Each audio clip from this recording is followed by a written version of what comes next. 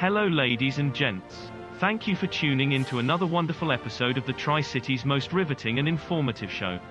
Live from the hills of the Appalachians, the Micmac Podcast, where your conservative libertarian hosts, Daniel McCrae and Matt MacRum, talk with you about some of today's most important issues and discuss how they affect you, the freedom-loving citizens of northeastern Tennessee. So, light your cigar, pour a glass of your favorite bourbon, kick up your feet, and get ready to dive right in. This is the Micmac Podcast.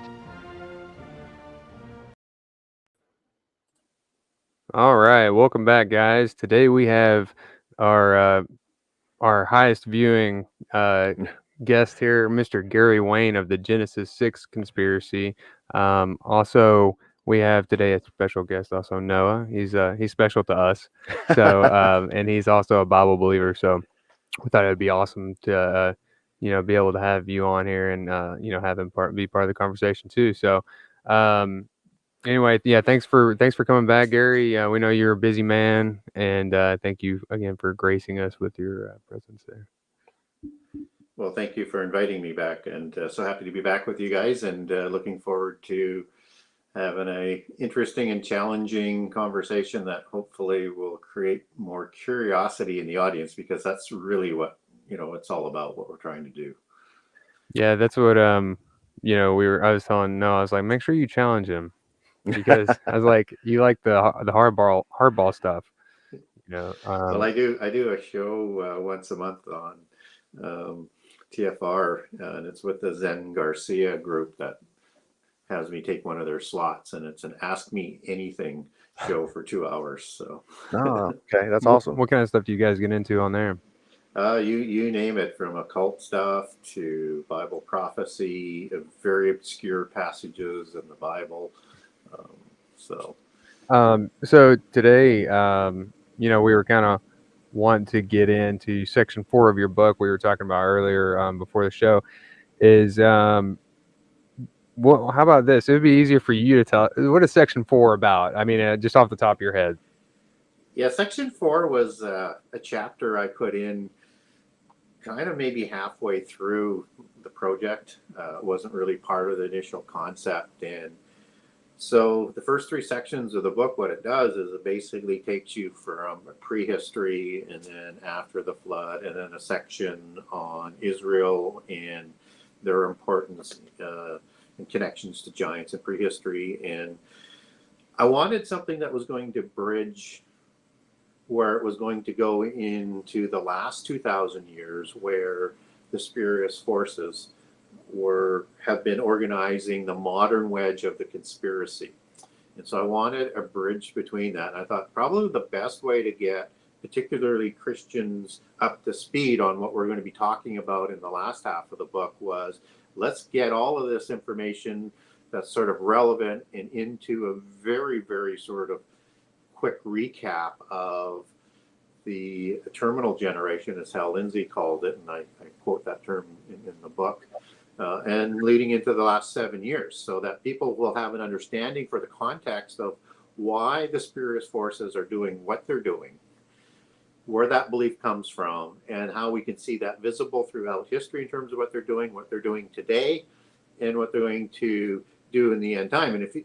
And it starts to go forward in that manner, and then take you back at the end of the book back into prehistory, so that you can understand the revisionist history and how they're going to be brainwashing people with that in the end time. Yeah, that's awesome. See, and that's one of the things that I'm glad we're actually talking about today. It's because a lot of stuff that's actually going on today in society, most people don't realize what it is or where it comes from. So, I mean, that's very interesting. So, today we're going to be talking about eschatology, and, that's a study of the end times and everything like that. But one of the things that's good about this section, which you actually pointed out, is the verse from Ecclesiastes. I think it's chapter 2. What is it? There's nothing new under the sun. What has been done will be done in the future, pretty much. Can you explain that? Yeah, it is a really important concept in understanding the Bible and understanding prehistory, history, and what's going to take place. And it's not there as a sort of useless piece of information, because nothing in the Bible is useless, but it helps you to understand that what is going on happens over and over and over again in biblical history, in human history, It's like in similar manners, right? yeah, it's like they only have one playbook and they just keep on trying it over and over and over again. It is, and it's the Babel syndrome, and it's about a new funny. Nimrod. I mean, it doesn't matter whether you're talking about World War II and the Nazis; they were doing the same thing as Nimrod was doing. They were doing the same thing as Nebuchadnezzar was doing. They were doing the same thing that Julius Caesar was doing. It happens over and over and over and over, and what we need to understand that is that Michael doesn't prevent the beast empires from coming forward and wannabe beast empires from coming forward. He's there to prevent Antichrist from getting control of that beast empire until the ordained time. So, speaking about Michael, there's a couple of things there that you said that obviously I want to get into. But you're talking about Michael is what exactly is Michael in terms of this before we get into your section 4 here? Just because he is going to be involved obviously in restraining the The Antichrist. Yeah. And so then it goes to the question: is he the restrainer, or is the Holy Spirit Right. the restrainer? And I think you can make a good argument on both sides. But I think I used to lean more towards the standard dogma of the Holy Spirit, but I lean more to Michael today as being the restrainer, because he holds back the Antichrist, right? So he will allow the beast empire to come forward, and he will fight against them from letting Antichrist take power until the midpoint of the last 7 years, and then he sits down. And then when he stands up again, you have the war in heaven in Revelation 12, and as it relates to Daniel 12. So I think that's what happens. He sits down for a bit, not for long, just enough time to allow Antichrist to come to power. And then you have the war in heaven. And Michael's going to be leading the loyal angels against Satan and all of his angels.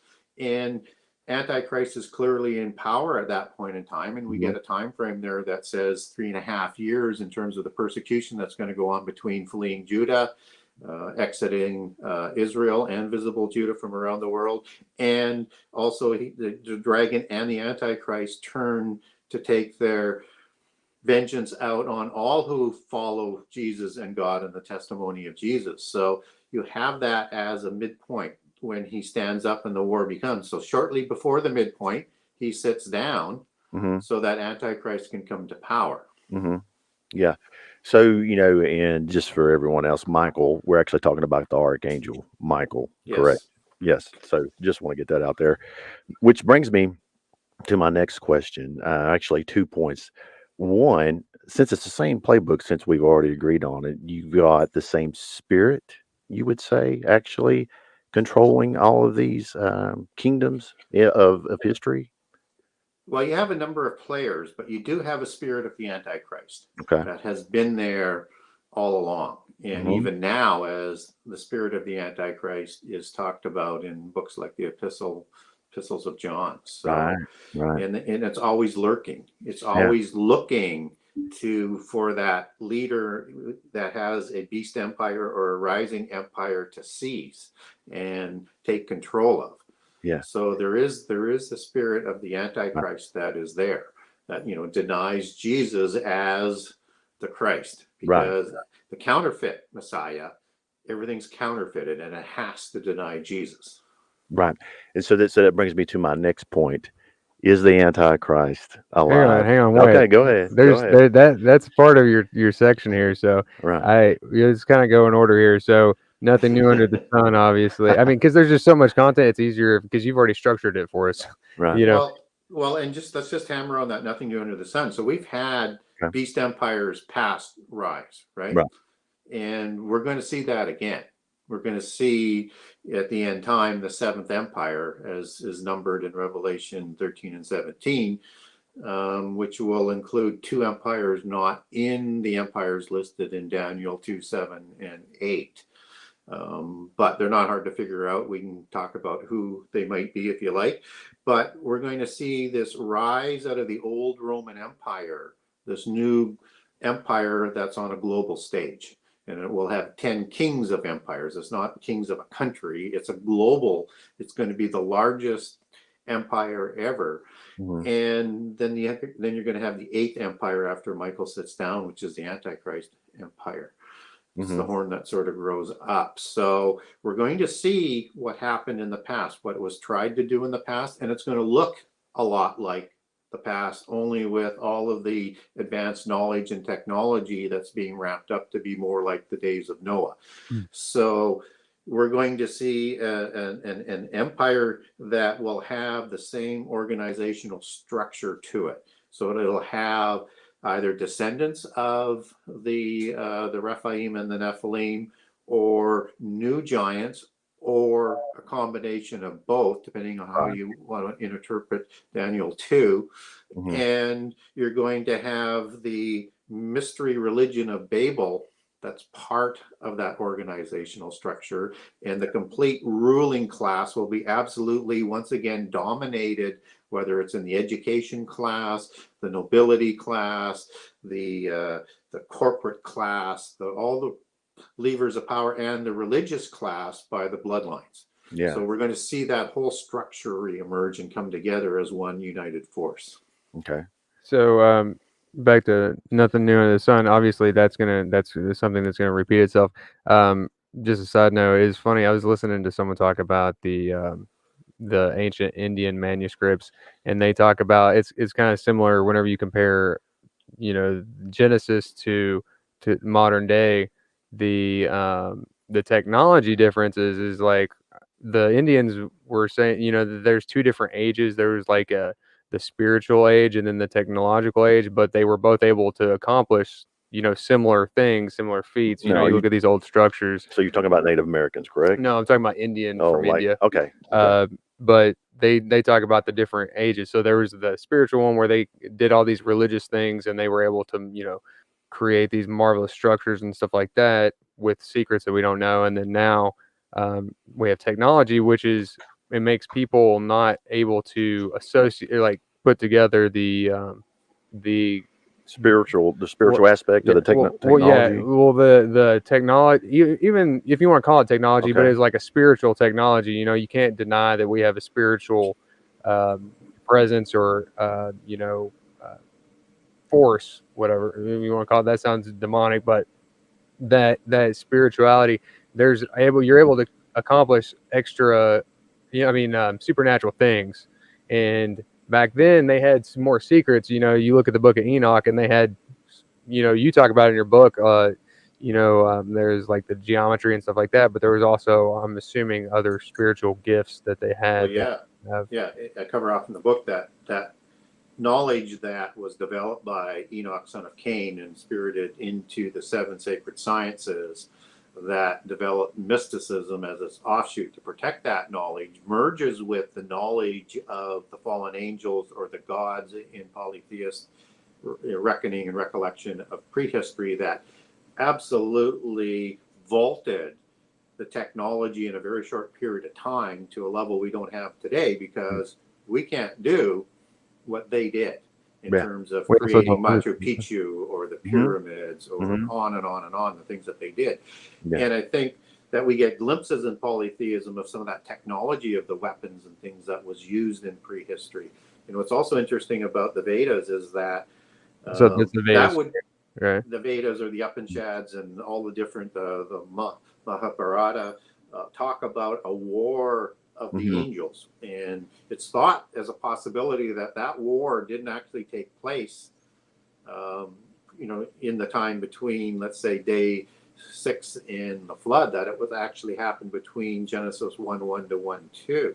That was the destructive weaponry of the angels that caused the first destruction of the earth, which is why the earth became formless and void. And I won't go into all of the Hebrew words of tuhu and buhu and everything else like that. Just to sort of give a quick summary there, that that caused all of the water above to collapse on the water below and create the chaos, as polytheism would call it. And then when you fast forward into 2 Peter chapter 3, as I recall, you have a description of what happens with nothing new under the sun.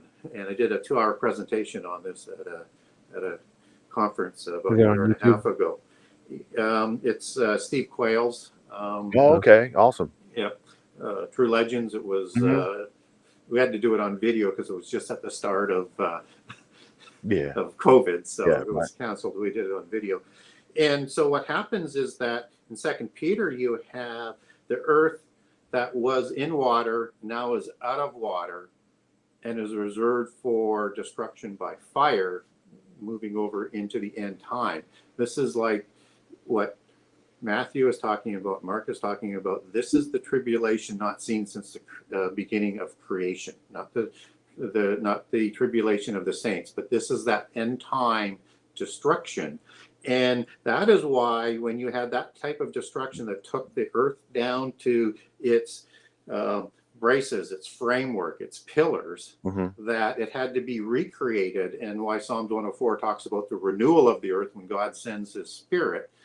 And you get a separation of that water again in the renewal of days 1 through 6, so that you take away the chaos. And once that's done, then the earth forms and you can start with the process of renewal. So if you link up the 2 ways you could translate Genesis 1, you get a very interesting time frame for that first destruction, and nothing is new under the sun. So we know 2 Peter is not talking about the flood, because the whole earth perished in this destruction that it's talking about. Whereas only the things on the earth in the land was destroyed. Everything in the seas were still alive.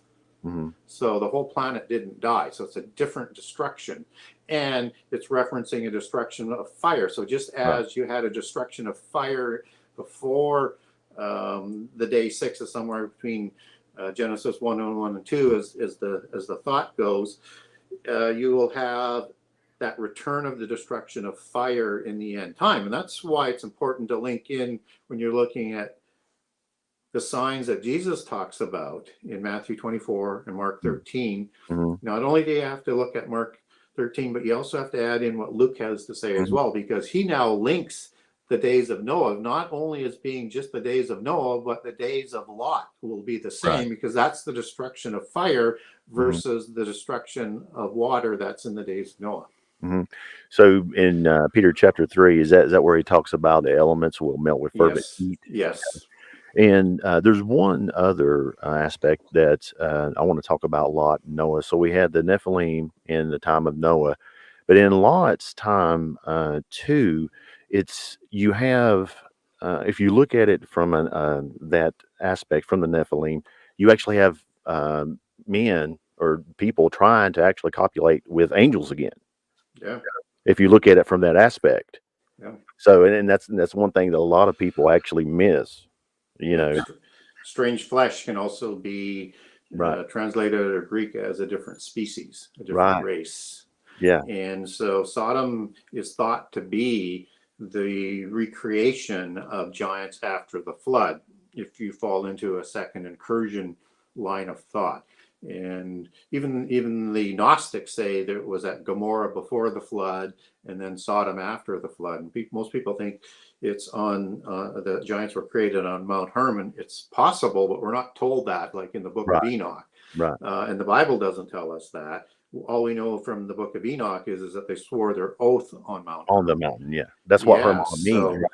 So now if you roll that forward and say, okay, what are they really talking about here? And they knew they were men and they knew they were angels. So we get a couple of things there. We know angels can take a physical form and interact in the world and look like men and eat, drink, talk, touch, the whole bit, as opposed to being a spiritual being. And they want to have sex with these angels. So they're probably aware that they can take any form that they want. So we don't know whether or not that is meant as a homosexual or a let's create new giants perspective. And Sodom, if it was, and I think it was ruled by Rephaim at that time. and I make that case in the second book that I'm writing, Mhm. that they would have been well aware of the Baalim, according to Ugaritic texts, that created the Rephaim after the flood, and that they had a fertility issue and they were looking to recreate giants again so that they could have more of the demigods walking amongst them and ruling them and, you know, giving them power within that ancient culture, right? Because if the more giants you had, even though you might be subservient to them, would make you a stronger nation. Right. Another thing too, no, of course, nothing new on the sun. What you're talking about is, you know, the genetic alterations that's going on. It's becoming more and more apparent that that's where we're headed. You know, obviously, I think.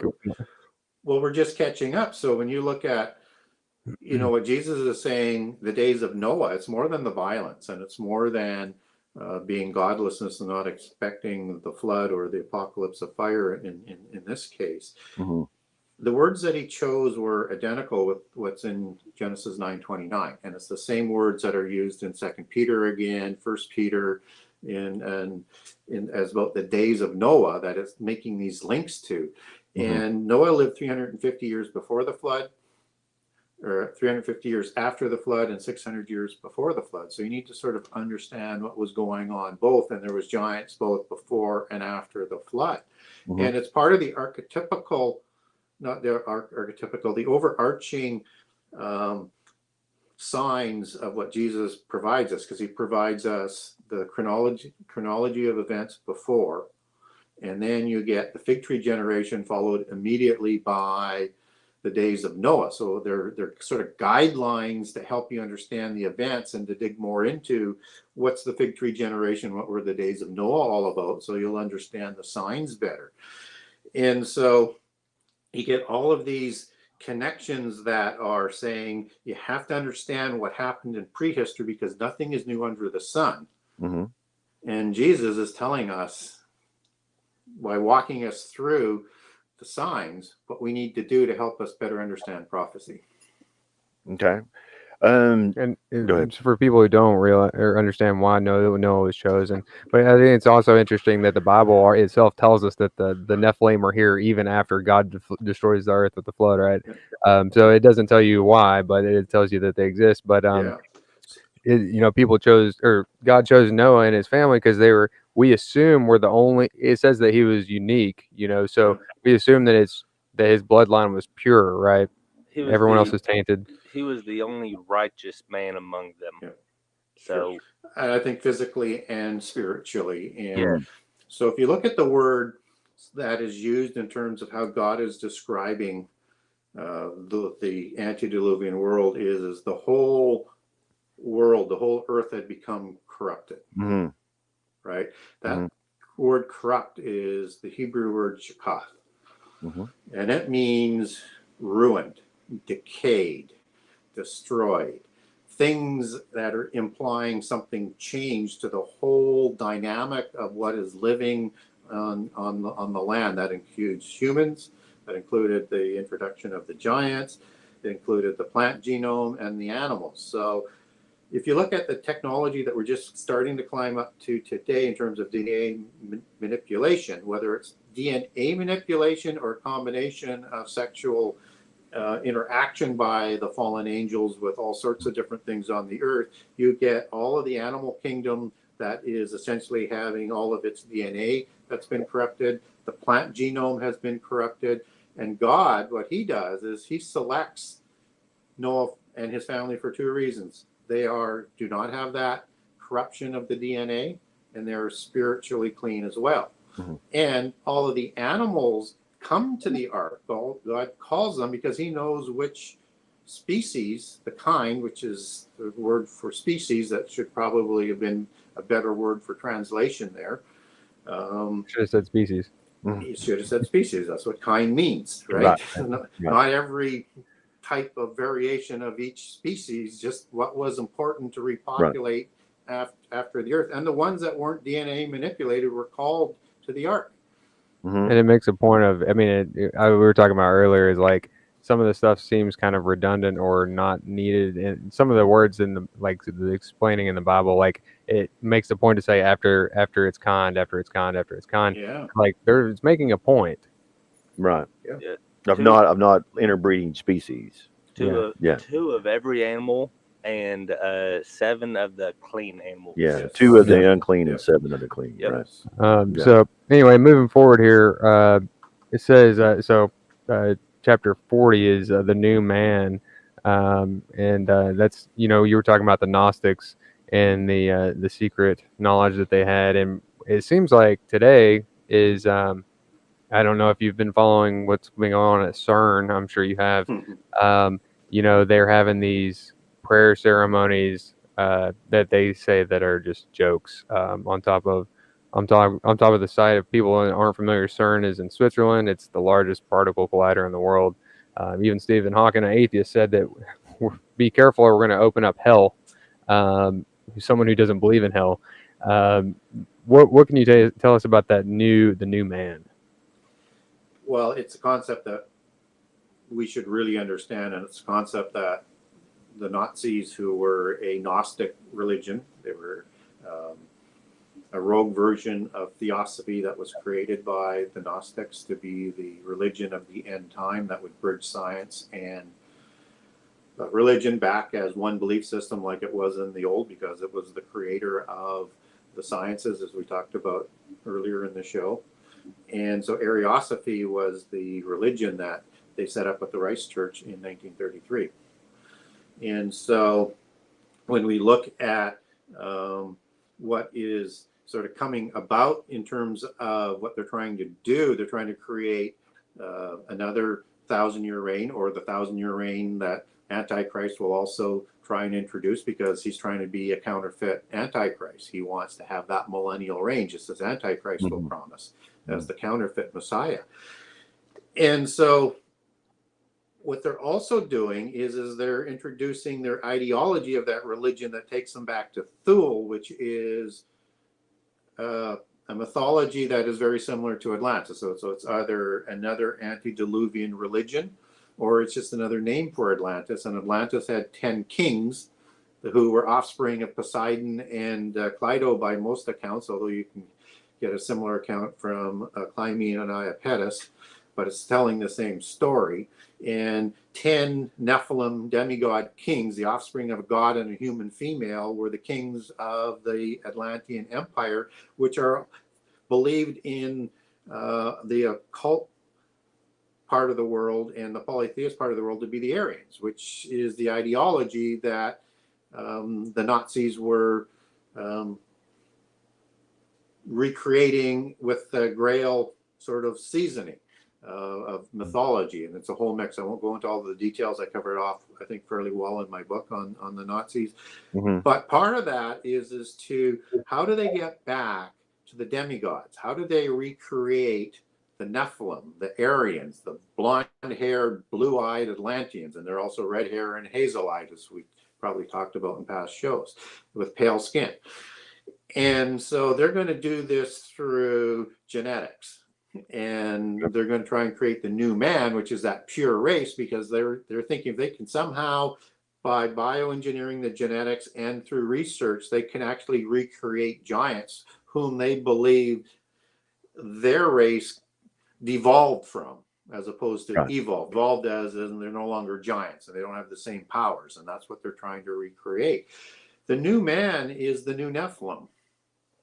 That's the concept that they were introducing. And whether or not it's been intermarriage between the bloodlines of the Rephaim after the flood, they've been trying to recreate this race all of the time, but they can't do it, because as long as you're continue intermarrying and having to introduce lower levels of purity to stop blood diseases, you're getting farther away from that purity. So you're not going to have the look, you're not going to have the size. And so they have to do something else to bring that about. Either you let angels out of the abyss, or you convince ones that aren't in the abyss to recreate Nephilim, or you do it through science. And that's what a lot of science fiction has been talking about over the years. They want to create the new man. And they don't want to have it to be like the undead, like the allegory of the vampires, right? It's about how do we create these demigods that have the same power as they did shortly after the flood and before the flood.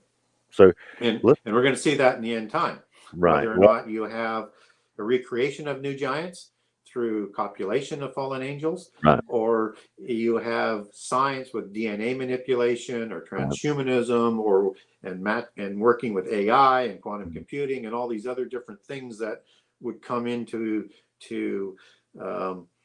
sort of conjoin together to create that. They're going to create these types of bodies that will be replaceable with parts or regrown, so that you can have immortality and unlimited knowledge through AI and quantum computing to the Atma particle, which is part of the CERN project search. You sound like a conspiracy theorist right now, Gary. Well, you know, the thing about it is I want to talk about something that's even more tinfoil hat. So let's get into how they're actually going to do that regarding UFOs. See, I believe in extra dimensionals, not extraterrestrials. So can you expand on that regarding UFOs? There's such a big, it's just blown up about the UFOs. Well, they started not denying it anymore. That's what I'm saying. So that's what I was actually getting at. So, brother, tell us about that. Well, it's going to be part of the end time deception and part of how they get us to do, not us, but humans to join the rebellion. They want this rendezvous with destiny. They want this showdown with the evil God of the Bible, as they would call our God. And that they want to win their freedom to have a separate realm, just like Lucifer did in Isaiah 14, wanted that. And so that's, again, part of nothing new under the sun that they're trying to do all of the time. And so they have to create a story as to where are all these different kinds of beings going to come from. Not only the demons that they're going to have bodies for, right? Because to be able to interact in the world, they need an oikatarian. They need a dwelling place for the spirit. That's the word habitat that comes out of Jude 1:6. Oikatarian, dwelling place for the spirit. That's part of how angels can take a physical body. They create a physical body or an oikatarian for their dwelling place for their spirit to dwell in. And so they're also going to have their creations. Right, they're going to have the Nephilim or the Rephaim or the little people or all of these other things that are recorded in polytheist history and religions, and they either survived the flood or they were recreated again after the flood, just like the Rephaim were. And so we know that there's going to be this stand up to fight against the evil forces of the universe. That's going to be part of that deception and part of the reason to explain who these massive number of beings are.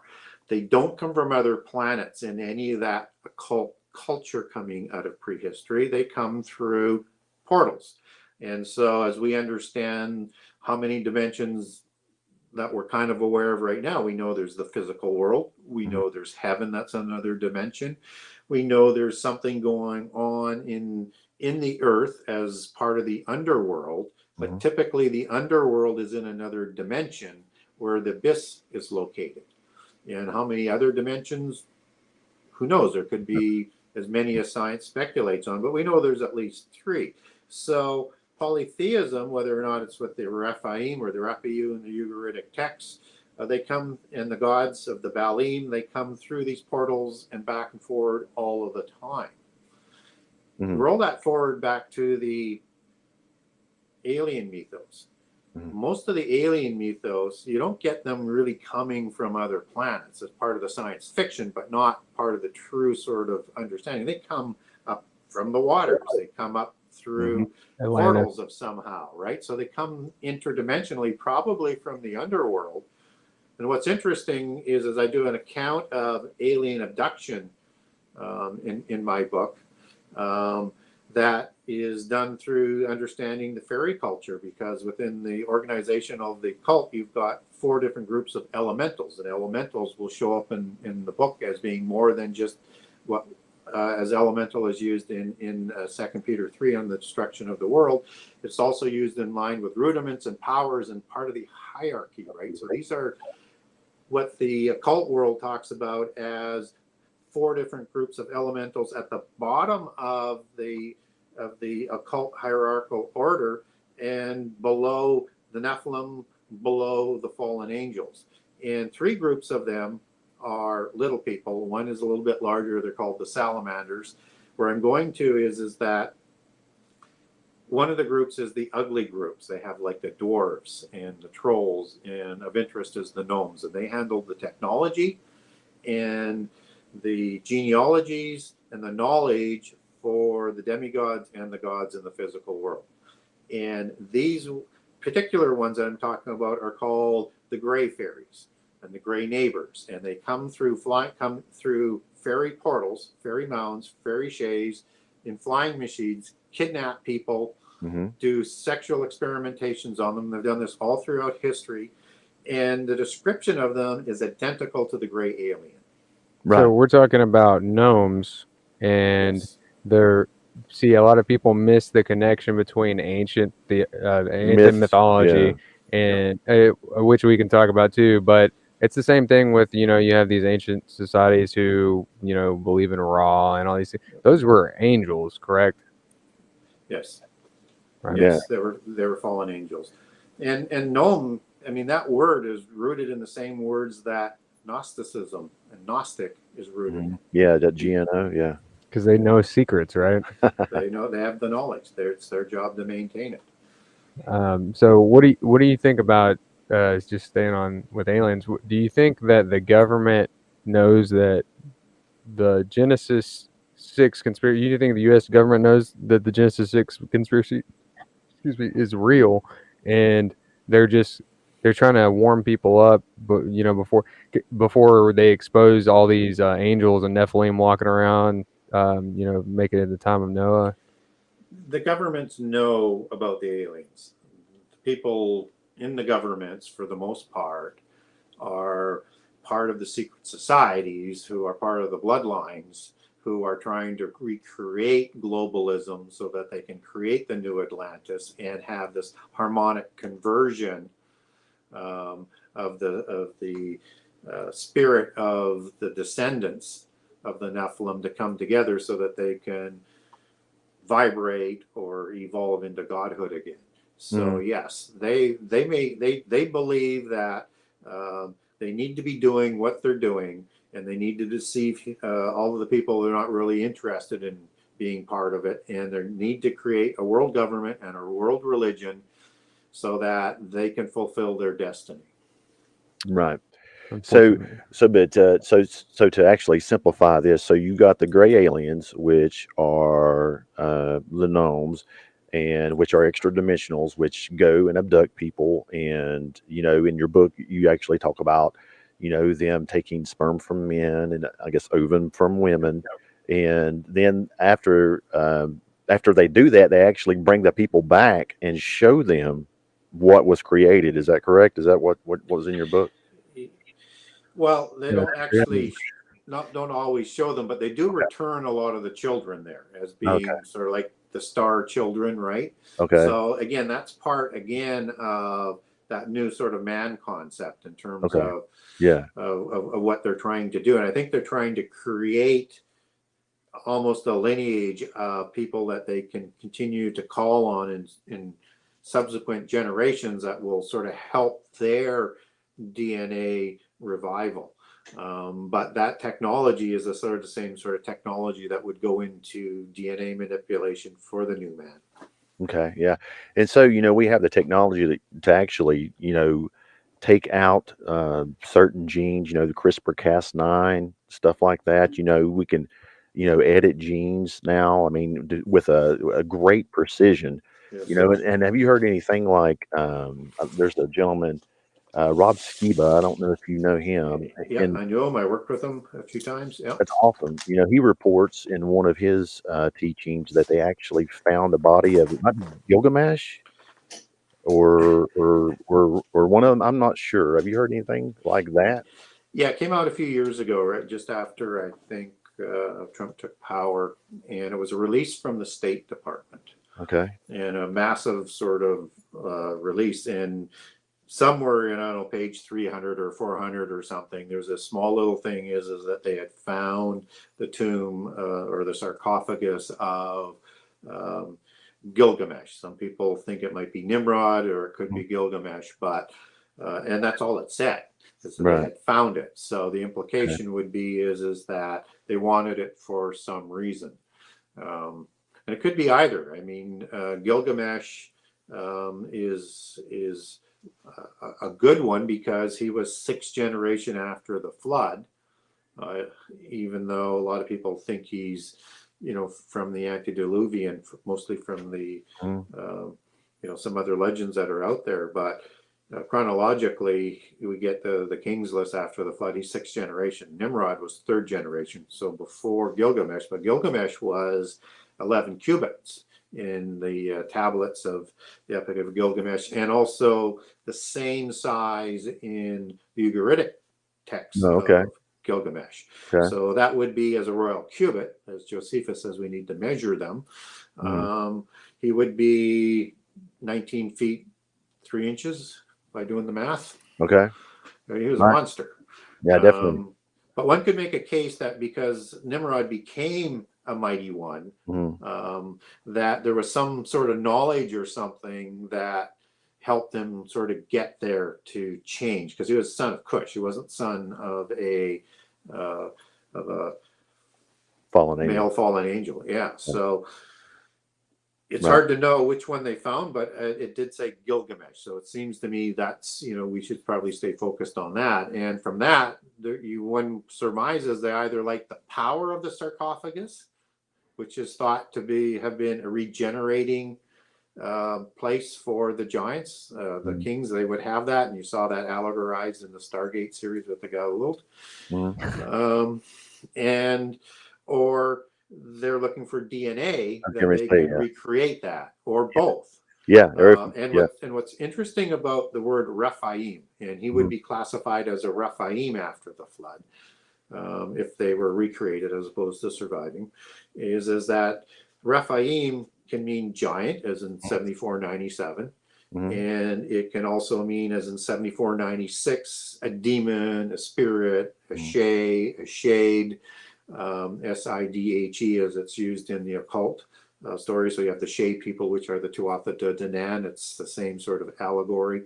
And in 7495, it can mean, and as it's translated into English, either as a physician or a healer or whatever, they were thought to have the ability to be able to self-heal, and that the only way you could kill them was to take their head, so that the damage would be so severe nothing could re-heal them. Yeah, and well, it's in the story of Nimrod. That's what supposedly, I think it's in the Book of Enoch, or is it Jasher, where who cuts off his head? It was that's in the Book of Jasher, as I recall. Yeah, and it's Esau, supposedly. That's why he gave up his birthright for a bowl of beans. Yeah, supposedly. So I don't know, but that's interesting. So you got the UFOs, and so you got let's talk about, you mentioned this before, Daniel chapter 2, 41 and 43. So kind of goes along with nothing new under the sun. You got the UFOs, and then tell us about that passage in Daniel 2. Well, if people aren't familiar with Daniel 2, it's a prophecy about the metallic kingdoms.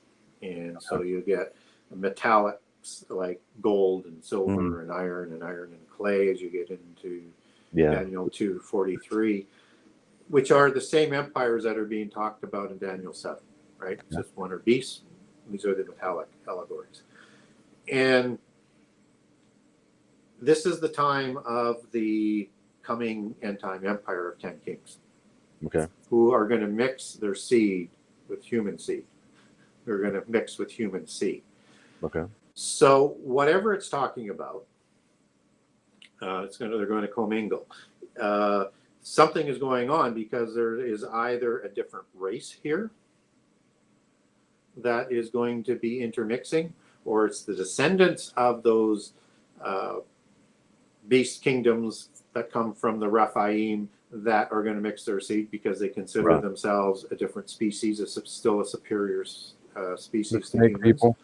Or you could also interpret that through the Hebrew meanings, that it means to possess a person, which might mean demon spirits having that dwelling place for the Oiketerian. You could look at that in all of those sort of different manners, but something different is commingling with the seed of humankind.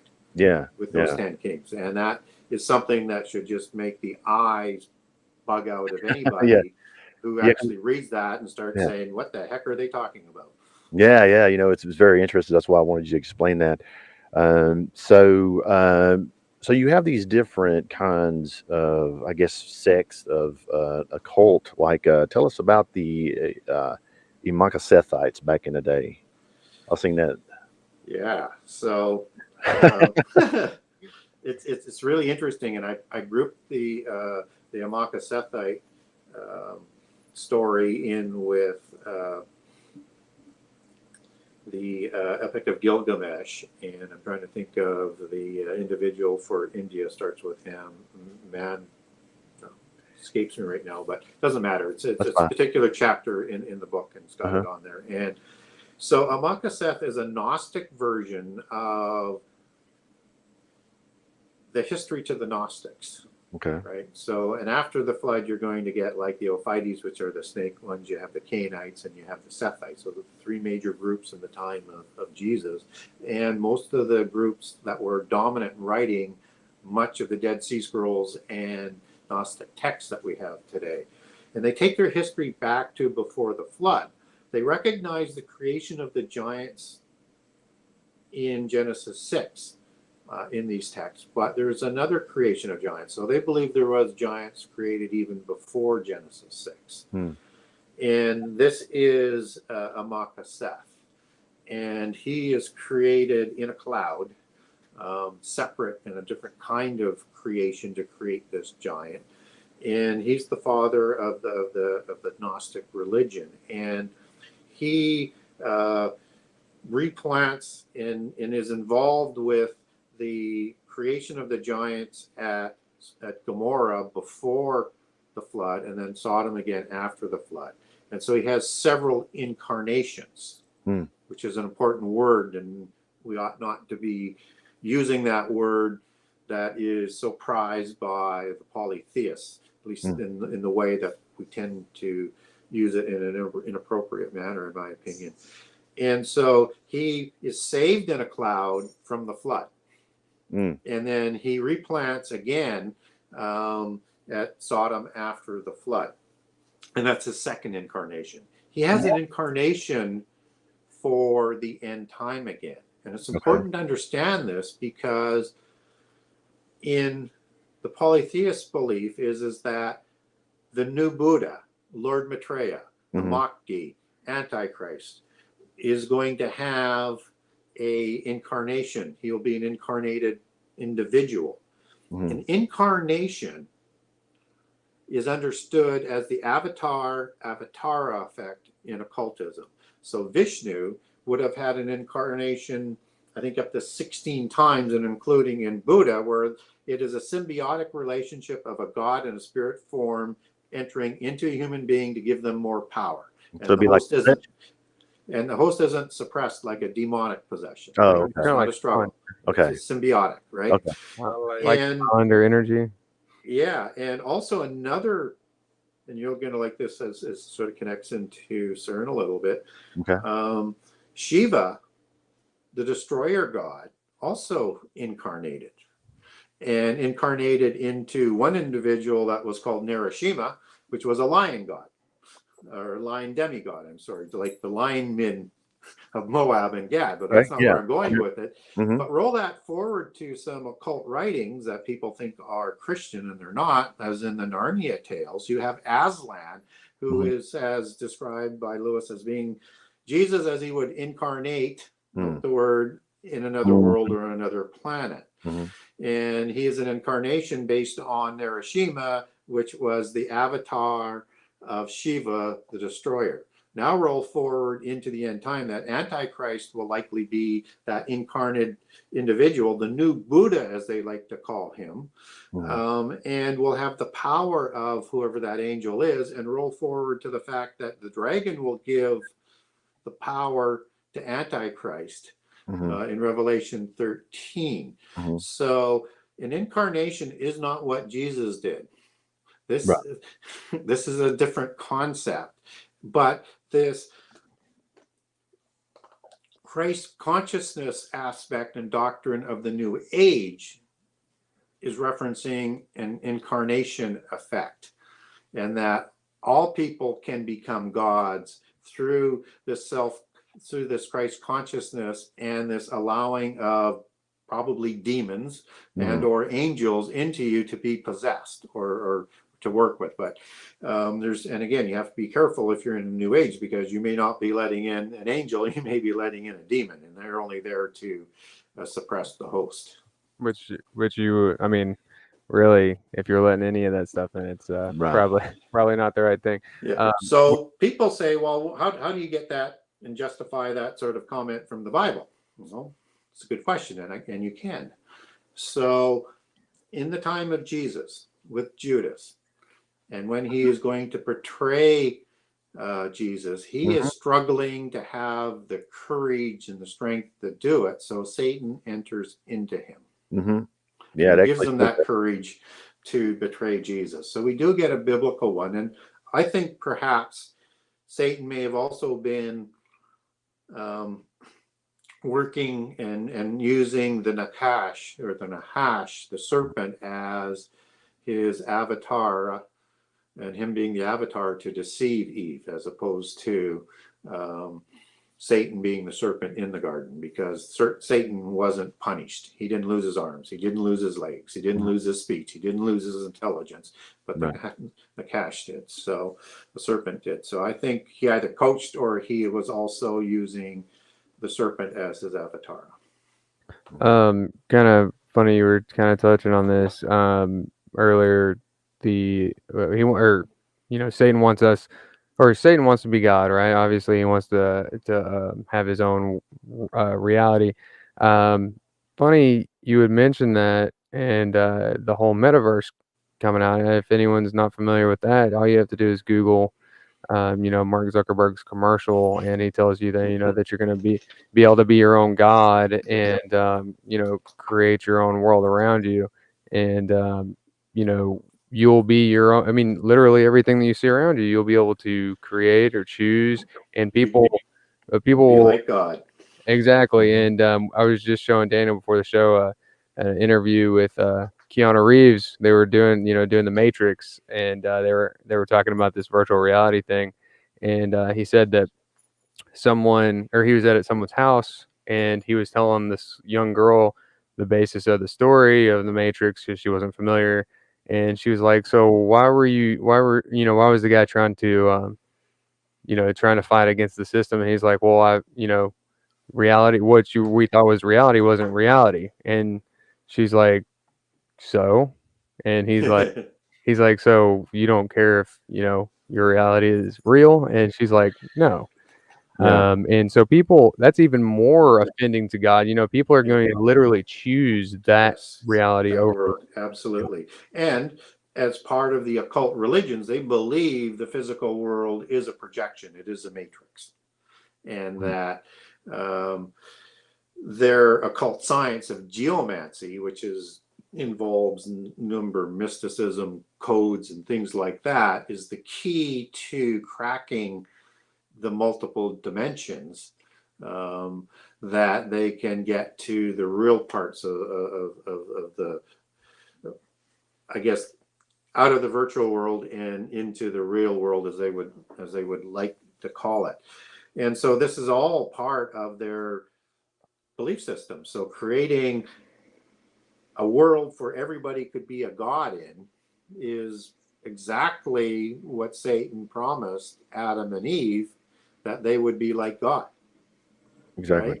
Right? And of course, what Satan didn't tell them, or through the cache, was that once you eat that tree, yes, you will know good and evil, but you will no longer have access to the tree of life. You will no longer be able to be like immortal like God. So you don't want to tell them the whole story, then they won't go with it. Exactly. And that's exactly what happens in the polytheist religions, is that they don't get told the whole story, and that they don't get told that they're just rebellious angels and that God is actually much stronger than them and that there's no way they can win. But they deceive people in their religion that they can actually win. Which is And funny, so, because Satan can't actually create a new reality. But it's like, oh, well, we just had to wait until, now. I mean, I guess people could have seen it earlier, but it's like right on our heels right now with the, the Matrix reality. People might not be plugged into a machine, and, not moving around, but, whenever, because Apple said themselves that they're creating augmented reality, they'll have those out in the beginning of the year. And so people need to realize that this technology is here. You just have to look at your Snapchat and you can see, turn yourself into a bird, right? And then talking. And that's the same technology going to be overlaid over top of everything. And people won't even take their glasses off because everything will be ugly with it. right. And what I find is, I mean, there's so many things that are embedded into the Matrix stories. I mean, fascinating set of movies, but very polytheistic. Great movie, yeah. And then in the second movie, you have an introduction to the one who created the Matrix. Yeah. Who is called the architect or the great architect, as the Freemasons like to also name Satan as the great architect of the universe. Yeah. And so that actually, you bring in that point up, that conversation about Keanu Reeves and that young lady. She was like 15 years old. So she, the movies come out before, she was born. And then it leads us to like the signs of Noah and the godless generation in your book. Can you, I know we talked about Noah earlier, but what are some of the specific signs that was going on besides the Nephilim in Noah's time that were going on? Well, everything was completely evil. And so, when I'm going through what the world was like in the first part of the book, I quote a chapter out of the Book of Wisdom that's describing it. And you could put the chapter in Timothy beside the verse in Wisdom, and you almost get an identical match. So this is a society of child killers. It is a society of godless, as in not worshiping the God of the universe. And we can see everything that's at work to deny God and lead people away. No matter what they believe is irrelevant, just don't believe in the God of the Bible, right? You have wars and endless wars that are going on before the flood. You have rituals and blood drinking and cannibalism and all sorts of idolatry that's going on. You have wickedness in terms of violence. You have wickedness in terms of theft and stealing and murder and all of those sorts of things.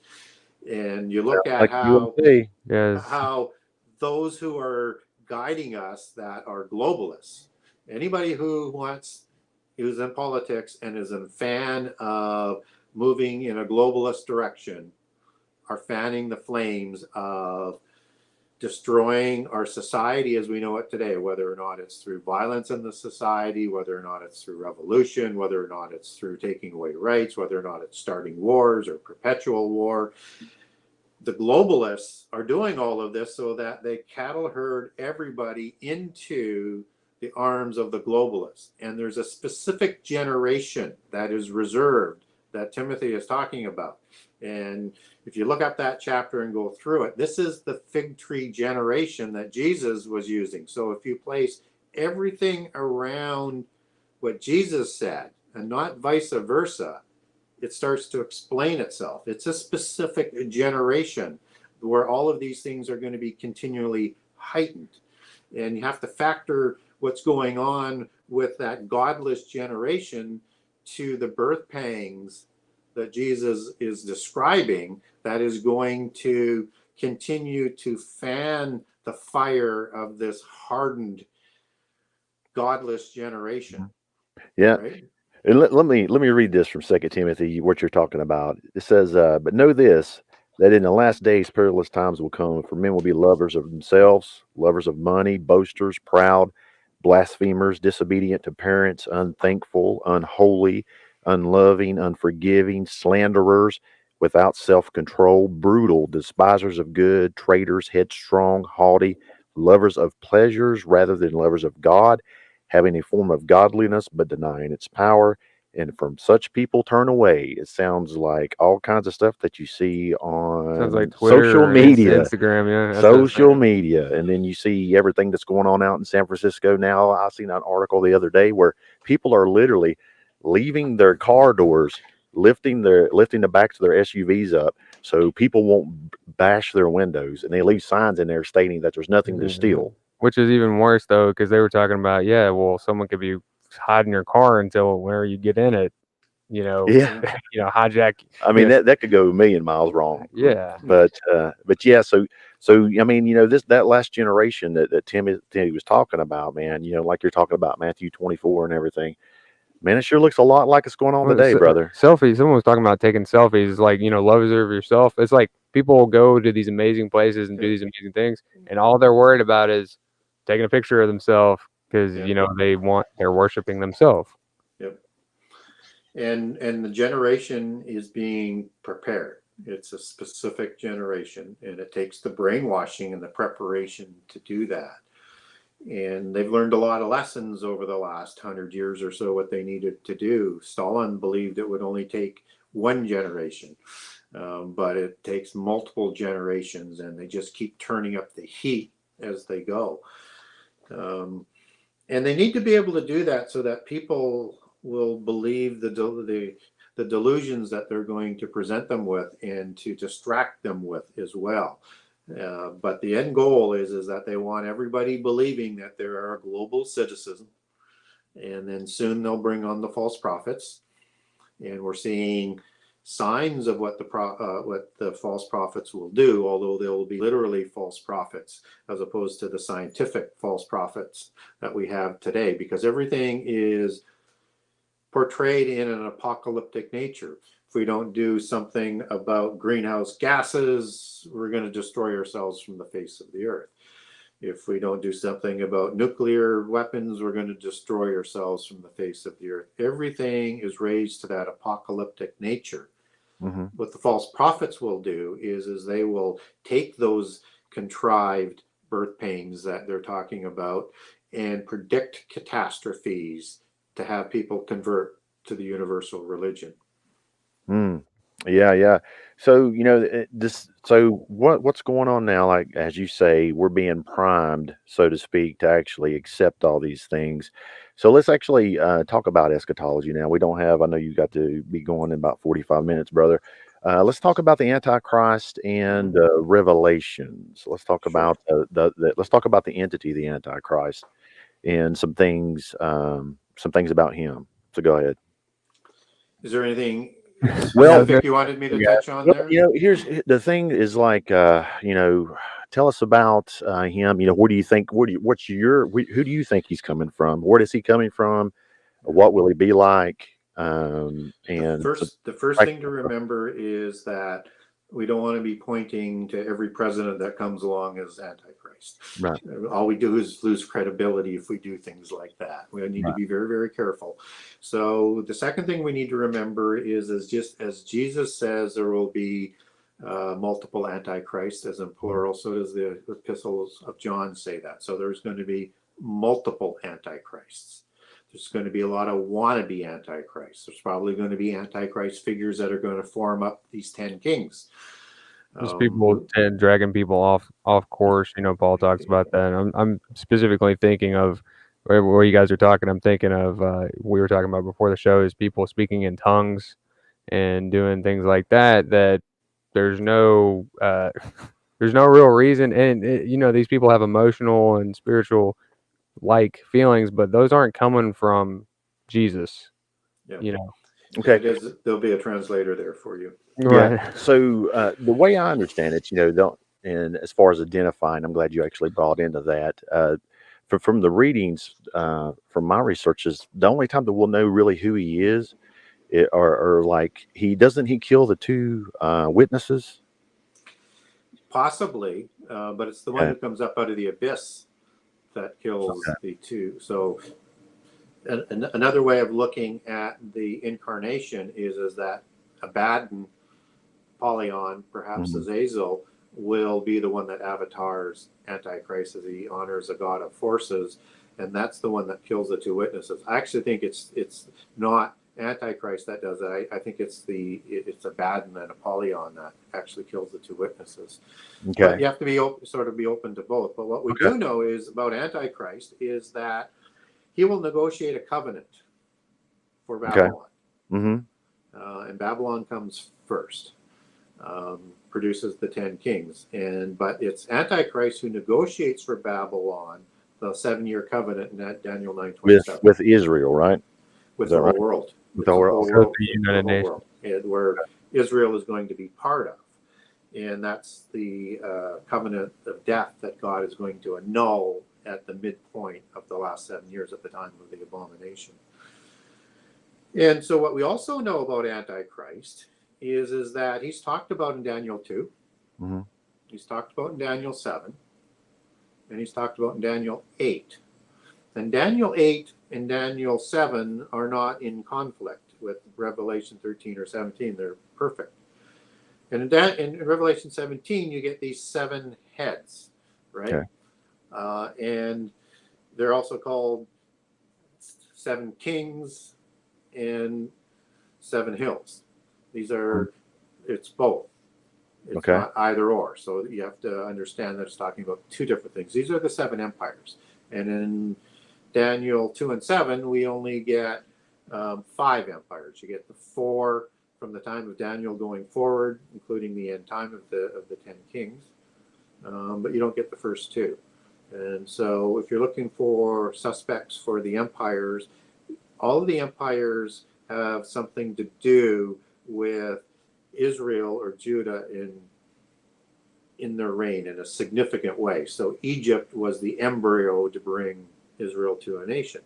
Okay. Syria was the one who took the northern tribes and lost them into the world and into history, right? So on and on and on. Babylon takes them into exile. Like the Romans dispersed the Judeans out of Jerusalem and the land of the covenant in that period of time. So that has something to do with, so I think those are probably the 2 that aren't mentioned. And it could be either Babel, but he produces Assyria anyways, Nimrod, by staying in Sumer and Shinar, just as Asher comes out of the cities that Nimrod built. And so there's a connection there to Assyria. And that's the allegories for the Babylon religion as well, Babel. But I'm going sidetrack back to the Antichrist. So he is the one that comes up between the 10 horns. He's an additional horn, like a unicorn horn. Like he's the one who comes he's like up. The 11th. He's the 11th. And he's the 8th empire, as described in Revelation 17, because he's going to destroy Babylon in Revelation 17 when the 10 kings give their power over to him. And then he starts this new rule with a new religion that even the fathers didn't know. That's the God of forces. So what we do know is that also we get an interesting prophecy in Daniel 8, and it's not in contradiction here. It can also be overlaid in terms of those 7 empires, but it provides us more information. So you get the king of Greece, which is Alexander, and then it gets split into the 4 notables, which is 5. Rome is part of that. It takes over, and then part of the end time empire. And this horn that is talked about in Daniel 8 is not only talked about in terms of Alexander, but also in terms of the Antichrist in that prophecy. So that doesn't necessarily mean he's from Greece, but it certainly means he's from amongst that empire.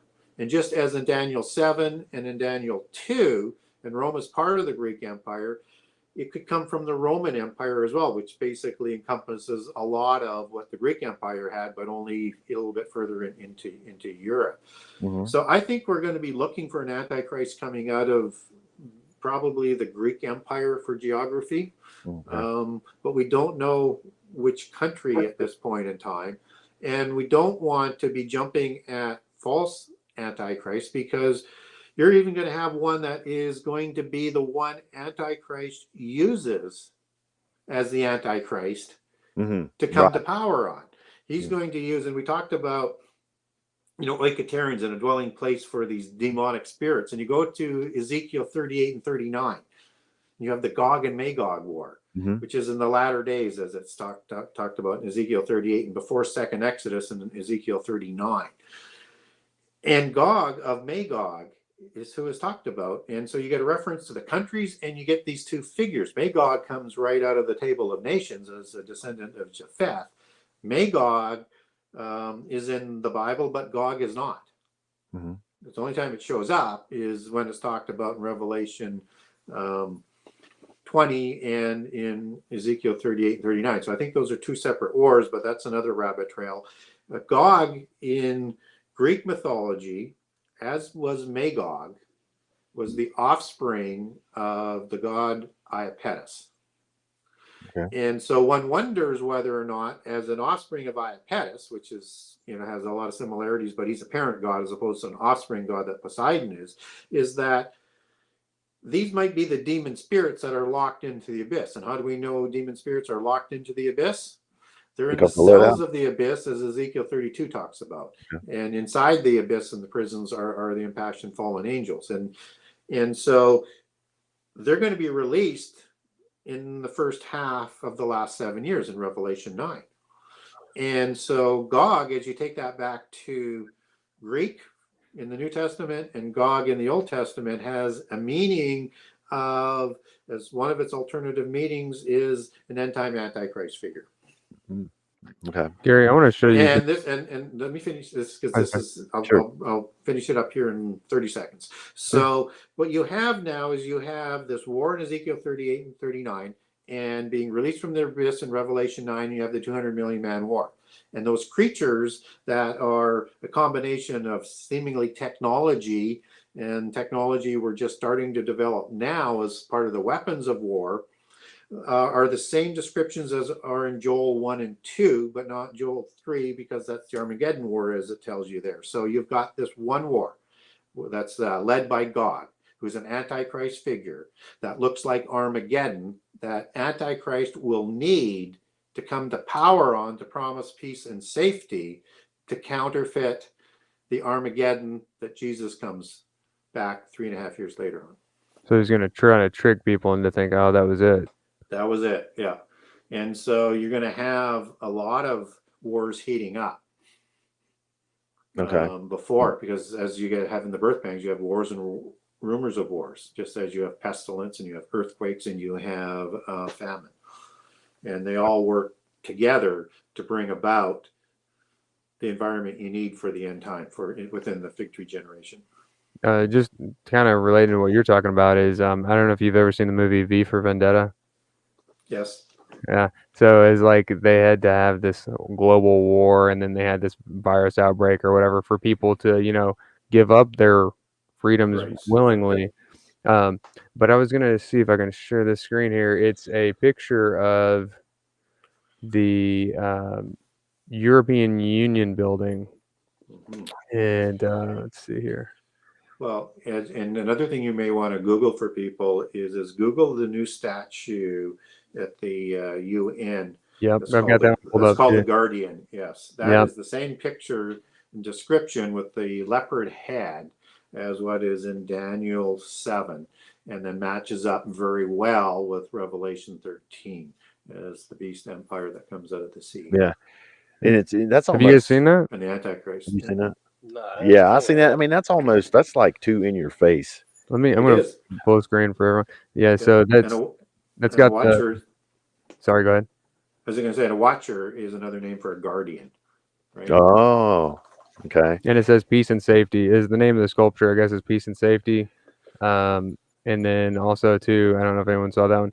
There was a painting by what was his name, Peter or something, I can't remember.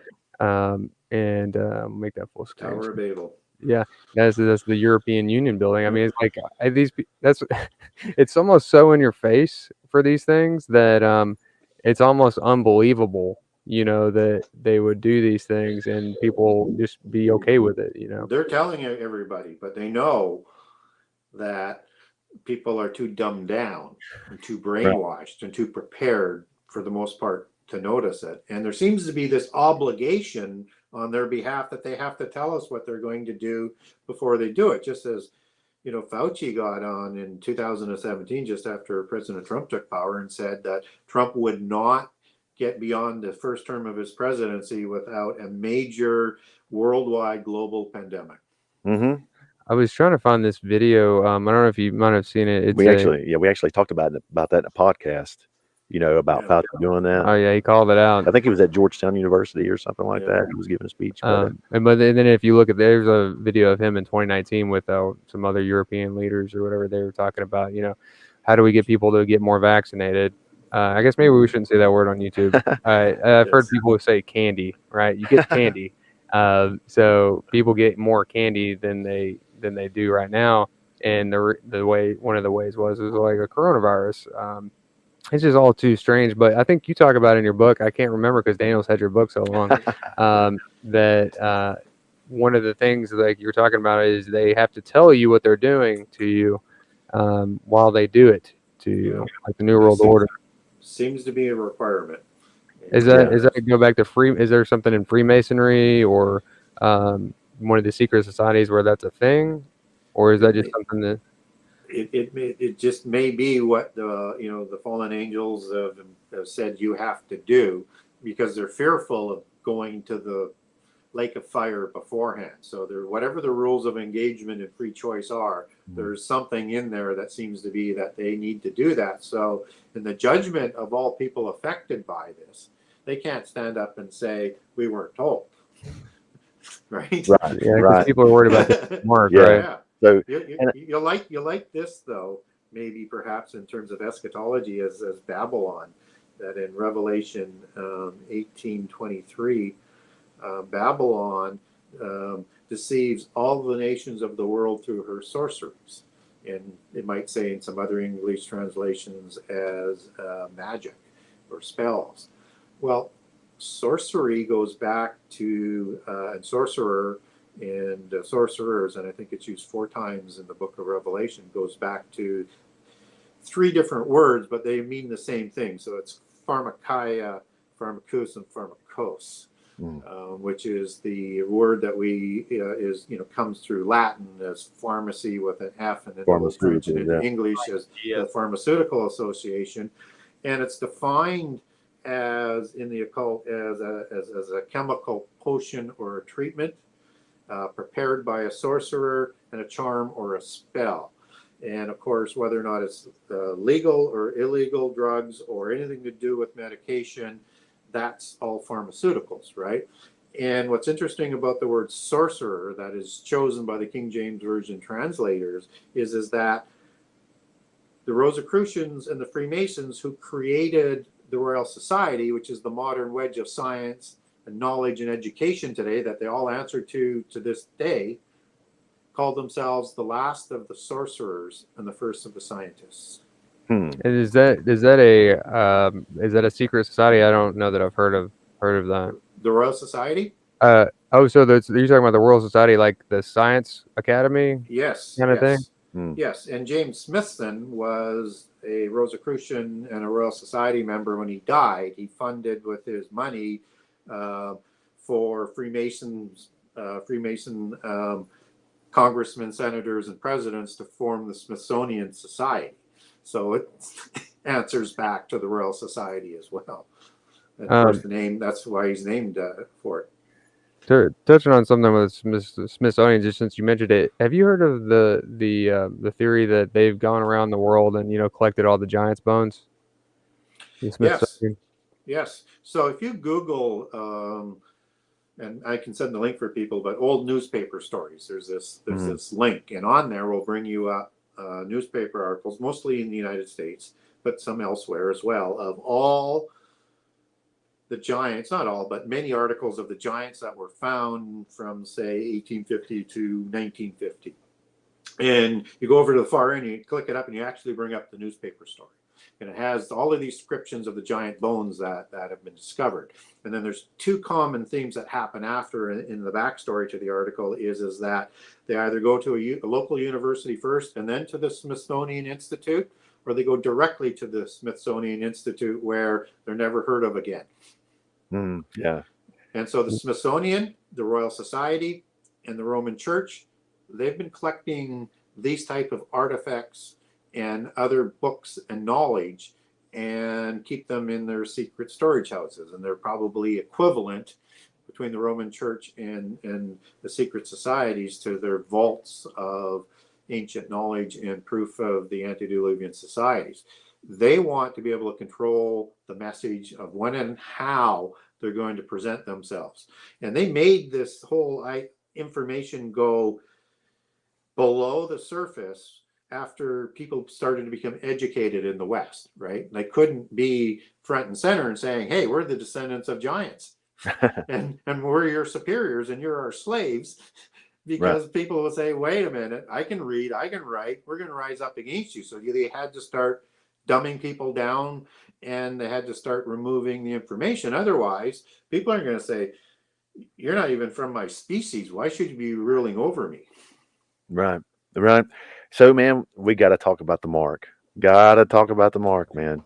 So, so tell us about the mark. The word charagma and everything. There's so much different ideas on what the mark is. I think it's the metaverse at this point. I think it's the metaverse, but continue. Go ahead. Well, we won't know exactly what it is and everything it does until Babylon comes along, and we'll see a pretty close to a final touch, and then it's in place and completely ready for Antichrist at the midpoint of the last 7 years.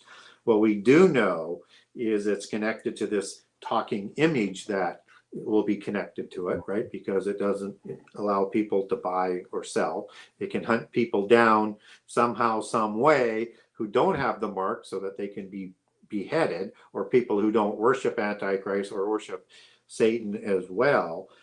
And it is also called a mark, and we take that as, out of the historical understanding, as you take that back into Greek, and it's more of a stamp or lines or something like that. So I think what we have is several lanes of technology that are going to be coming together into one. It's the beast system. And when you understand beast is Antichrist, beast is the beast system, beast is the beast empires, and then you have the beast religion as well. So we have to understand those concepts to not get them confused, right? When we're talking about the beast, this is the beast altogether. This is the beast system, yeah. So tell us about the technologies. AI, quantum computing, because they need to be able to access knowledge.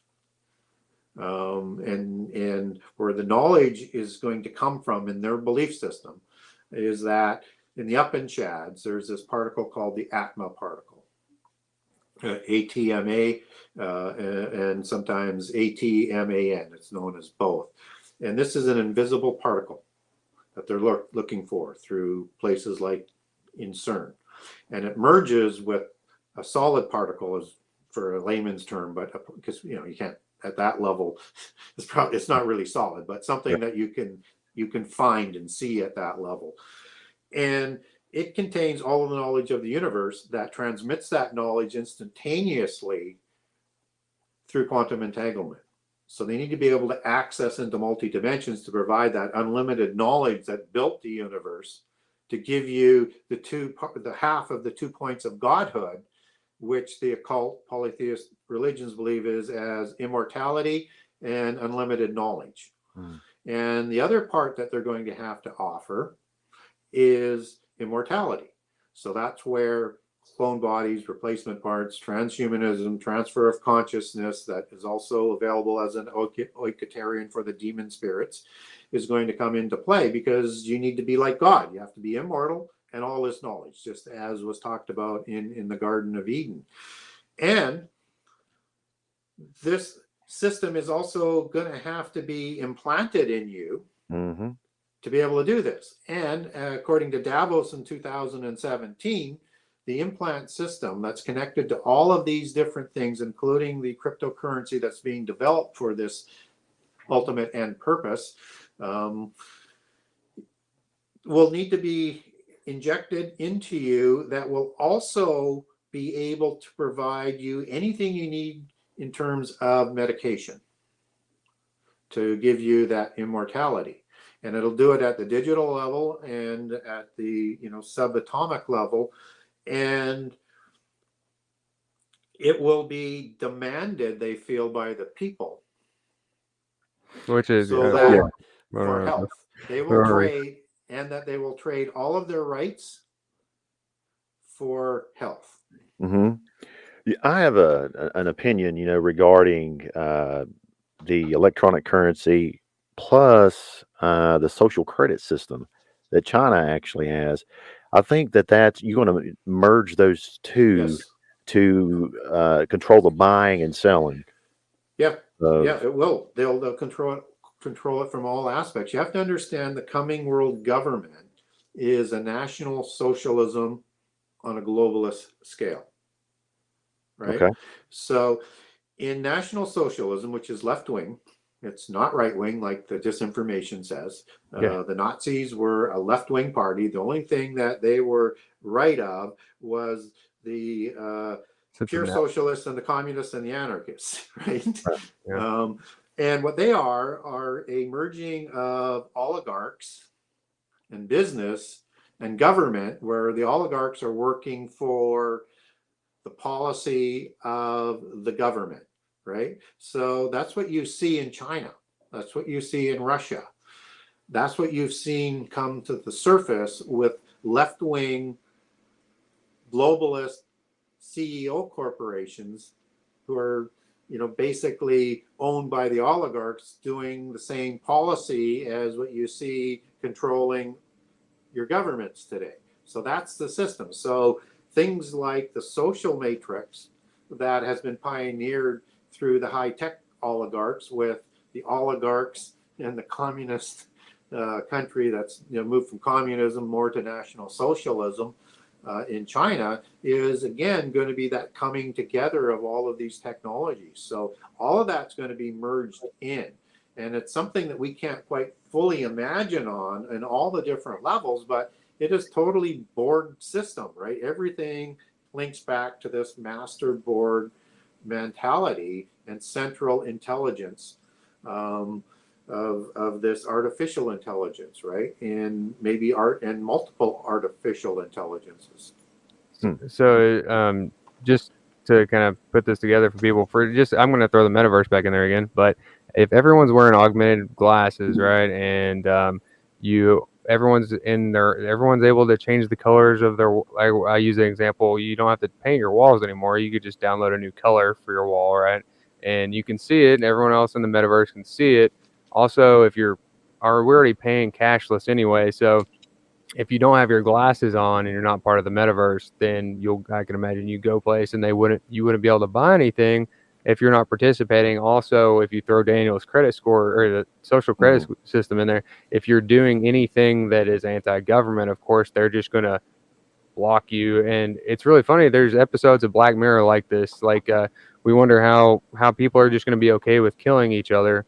Well, they're the saints, in Revelation is just one of the episodes of Black Mirror is that people are in this augmented reality world where there's these monsters that exist, and then people are going around killing these things that they think are monsters. Turns out at the end, whenever you step outside of the augmented reality, those are actually people.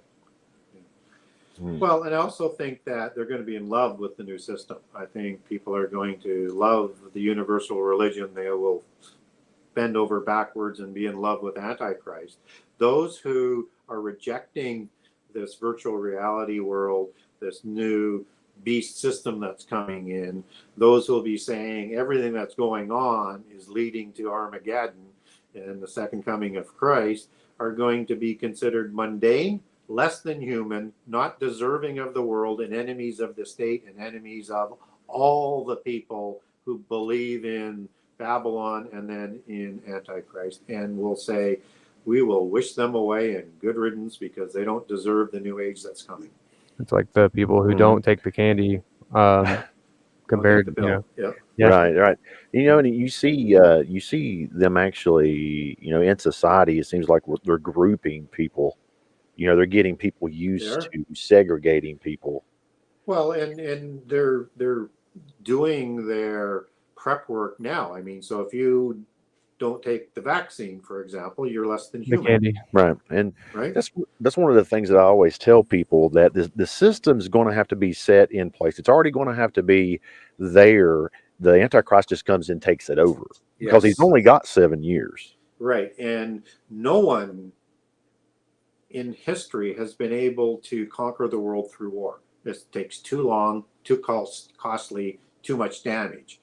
So that's why when he comes to power, the 10 king empire is already in place. The whole universal religion is in place. The whole beast system in place. Everything is in place. He, with a very few people, as Daniel talks about, usurps absolute control, because the 10 kings will hand their power over to him to get rid of Babylon, who they're going to grow jealous of, because it is growing rich from operating the beast system. It will probably have a value-added tax or a transaction tax that it takes on all of the transactions. So not only will Babylon be as the beast religion, it is the beast system before Antichrist takes it.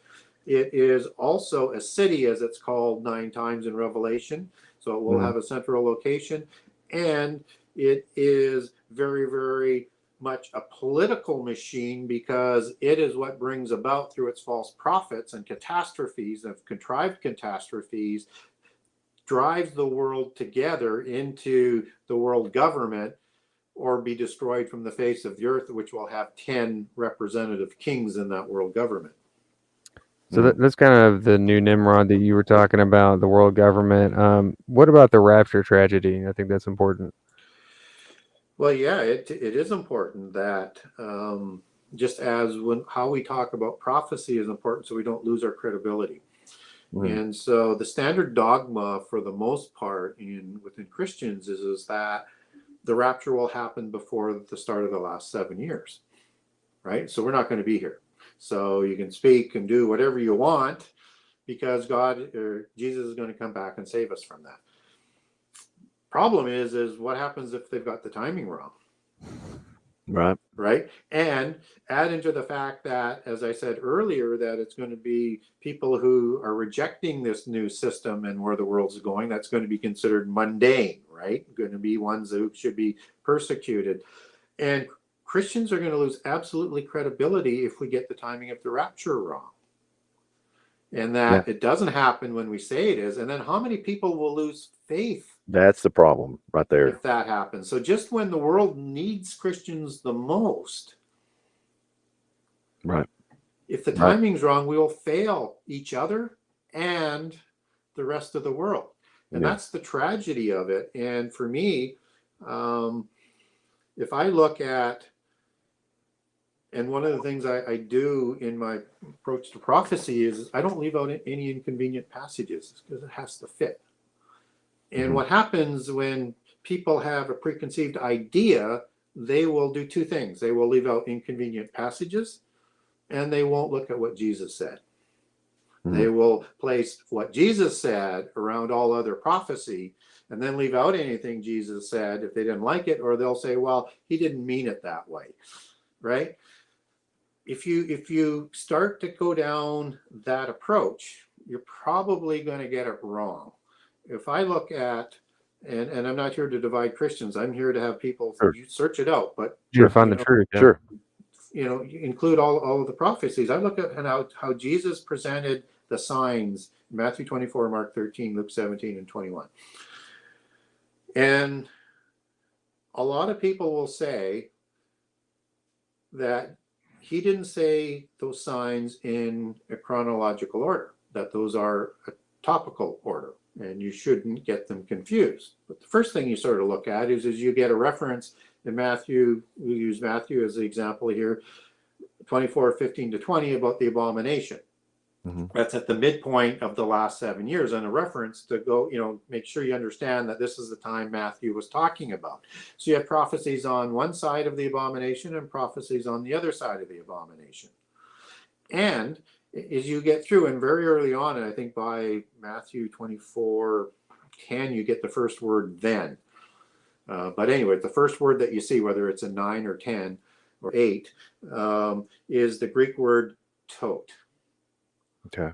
So it's not put in there by translators as a filler word. It's an actual Greek word that comes out of the original manuscripts. And that means then, at that time, thereafter, when. It is a direct reference to where you are in the chronology of what he's talking about. Then this happens. He said something, then this happens. Mm-hmm. And he says that throughout his oration, both before and after the abomination. So it's in chronological order. Okay. And you would expect him to do it simply, clearly, and directly as the Word of God, that is, as he's called in John, and on the belt in Revelation, and the spirit of prophecy. Put everything around what Jesus said, everything makes sense. You will not get an issue on the rapture timing by putting all prophecies around what he said in those 4 passages in terms of Mark, Luke, and Matthew. But if you don't, you will always be dealing with things that don't make sense, and you're going to have to shove it aside because you can't deal with it. It doesn't fit. Right. So everything from peace and safety for the timing, which, I mean, everything that's a thief in the night, the wrath, everything works around what Jesus said. If you do it that way, you won't have any issues. Right. When people ask me about the rapture, I say I believe in it, but I don't know when it's going to happen. That's We don't know exactly when it'll happen, right. But it will be before the wrath bowls for sure. Yeah, and the year of the wrath, as the Old Testament calls it. Yeah, probably happens before the year of the Lord's favor, when Jesus frees the prisoners in the second Exodus, and at a time when Judah has accepted Jesus as their savior because they mourn him like the only son they pierced, which comes at the sign, and probably after the rapture. So Jesus will come for rapture, then Exodus, and then Armageddon. In the days of the Son of Man, as is recorded in Luke, multiple days. And also the times of his visitations, as the Old Testament calls it.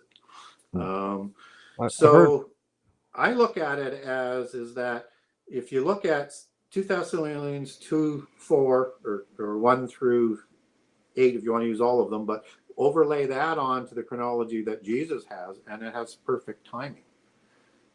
And people say, well, and I'm a huge fan of Hal Lindsey, and he was pre-trib. And one of his main understandings of why he said that is because he said the restrainer was the Holy Spirit, which it could be, and that the restrainer would be removed. And so what happened before the 7 years, because the restrainer's been moved, who's the Holy Spirit. But what's really kind of odd on that, then, because when you get into Luke and Mark, you're having the Holy Spirit provide the words for the people who are dying and testifying for Jesus in the first 3.5 years, which is the tribulation saints. And people say, well, Matthew doesn't say there's a tribulation in the first half, only the tribulation not seen since the beginning of the world. But that's not quite true. You have the affliction in Matthew 24 that is comes just before, all the details of that affliction. That's the Greek word Philippes, which is the word used for tribulation that's used after the abomination. And the word used for tribulation in Mark, the word that's used for tribulation in Revelation 7, which are the tribulation of the saints, which are the ones that the first fruits of Revelation 6 are talked about, saying you have to wait for those who were martyred like you were to be martyred and come out of the great tribulation. Same word as affliction. So if you just get rid of all of the preconceived notions and let Jesus tell you how it's going to happen, everything starts to fit. At the same time, when you're talking about Jesus is telling his followers about these things during the time of the coming of the Son of Man, one point someone made out to me is like, well, okay, if Christ followers were not going to be there during that time, then why was he telling them this? Well, because other people will say, well, he wasn't talking to Christians. He Right. was talking to the people of Judah and possibly Israel. I would say both, if they were to use that in the proper manner. And they use the word elect, isn't the chosen people. And people go, oh yeah, he was talking to his disciples. They were Jewish people. They didn't understand they were Christians, and it was for the Jewish people. No. The word elect in the New Testament can be used for, well, is used mostly for Christians, and is used over and over and over to be reference to Christians throughout the New Testament. But it also includes the people of Judah and Israel, and they have to be reconciled with the bride before Armageddon, which is why you need to understand Ezekiel 37 in terms of what happens there, where you have another resurrection of Israel going under the judgment, and then you have also second Exodus that shows up after that. And so part of the coming of Jesus is for that reconciliation, and that happens when everybody recognizes the one that they pierced, certainly for the people of Judah. And I think awakened Israel, who will awaken in the end time. They're the ones who are going to be busted up around out of the prisons as in the year of Lord's favor. They will be led by Jesus, as it's talked about in Micah, as the king and the Lord at their head, who will lead them back. And they're going to meet the people who have fled from Jerusalem at the time of the abomination in the wilderness. Mm-hmm. And Jesus is the one that's coming from the north that Antichrist is worried about. Oh, okay. Huh. So are the obviously, if the rapture happens and then millions of, or we'll hope a lot of people are raptured up, then that would instantly create a lot of believers. Yeah. But So, but if it happens just after the midpoint, and you're being saved from that time of trial, that time of decision, it means that you've already seen a lot of catastrophe, right? And people have already accepted Antichrist en masse. And that's the problem with getting it wrong. yeah. And Are we being killed yet at 3.5 years in? It's at 3.5 years in they start killing. If you don't accept the mark, it says it calls all. If you don't accept the mark, and that's in about mid-trib, right? Yeah, that's mid-trib, because in Revelation 13 he rules for 3.5 years. Right. Right. Right. And that's where you get the mark of the beast. Right. If you don't accept it, that's when they kill you. Yeah. Yeah. I don't know if sure. Did you? I think I sent it to you, Daniel. Gary, there's this article that's talking about that thousands of these smart guillotines had been distributed to different. Yeah. Have you seen that? Yeah, and it's going to go back to what I said about how do you kill a Nephilim. Yeah, you cut off their head. Yeah, Hopefully we're going to be looked at a way. We want to make sure they're dead, that they don't come back as demons or whatever. So they're going to want to do that. And the other clue to the timing, is that we're told to come out of Babylon in the book of Revelations, and we're told to not only come out of Babylon Revelations, but we're told on when Babylon is destroyed and who destroys Babylon. Babylon is destroyed by the 10 kings and Antichrist after the 10 kings give them power. So Babylon is destroyed right at the midpoint or shortly after. And at that point in time, you're going to have the mark of the beast. And we're being told in Revelation 18 to come out of Babylon. So you get a timing of that to come out of Babylon before its destruction, and then the time of the last 3.5 years of Antichrist's reign. So I think there's a lot of events that are happening very quickly as we cross over that last 3.5 years. So I also look at Revelation as being chronological in order. And so if you go from, say, Revelation 6 forward, and the information about the churches is good as well, but we're getting into the last 7 years there. You start to get a chronology, and by the midpoint of Revelation 14, you have a midpoint marker there because you get a summary of all of the events in the last 3.5 years, including the destruction of Babylon. And the first fruits that are shown in the first part of Revelation 14 are the 144,000. They're part of the resurrection sequence. Christ, the first fruits, and then when he comes, those who are still asleep and those who are asleep and aren't the first fruits, so you died in Christ, but you weren't martyred, are resurrected at the time of the rapture. So I think we get a timing there of when that is going to happen is after the first fruits. And that's the last of the first fruits, is the 144,000 and the 2 witnesses, because the 2 witnesses commission is also for 3.5 years. Mm-hmm. And the in Revelation 9, the one who comes up out of the abyss who destroys them is released in Revelation 9. And also Antichrist will receive some sort of power or assistance from him, because he's also described as the one who comes up out of the abyss, right? Right. So, yeah. So I know you got to go, bro. But so one thing that's got to happen is the temple. The temple's got to be rebuilt, right? It's a world government and the universal religion are the 2 key stumbling blocks. So where we are, and we can't get ahead of biblical chronology. Right. And we know that they have to have the ability, the Jewish people, for the covenant in Daniel 9, Daniel 12, Daniel 11, has to be in place for them to do the sacrifice on a wing of the temple. And if you're looking at whatever the translation is that using in English, it could say overspreading or extremities, but it means the wing of the temple as you take that back to Hebrew.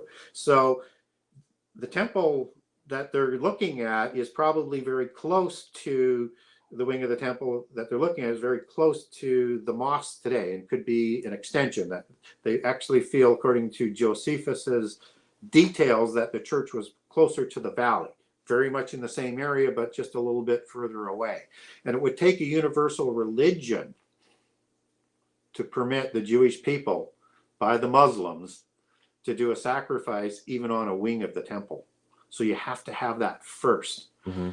And that's why she rides the empires in Revelation 17 and rides the 10 king empire of the end time, but is destroyed by Antichrist. It controls those empires until Antichrist, with the additional help of the 10 kings, will destroy that universal religion and its system and basically take over everything that Babylon had, including destroying the city.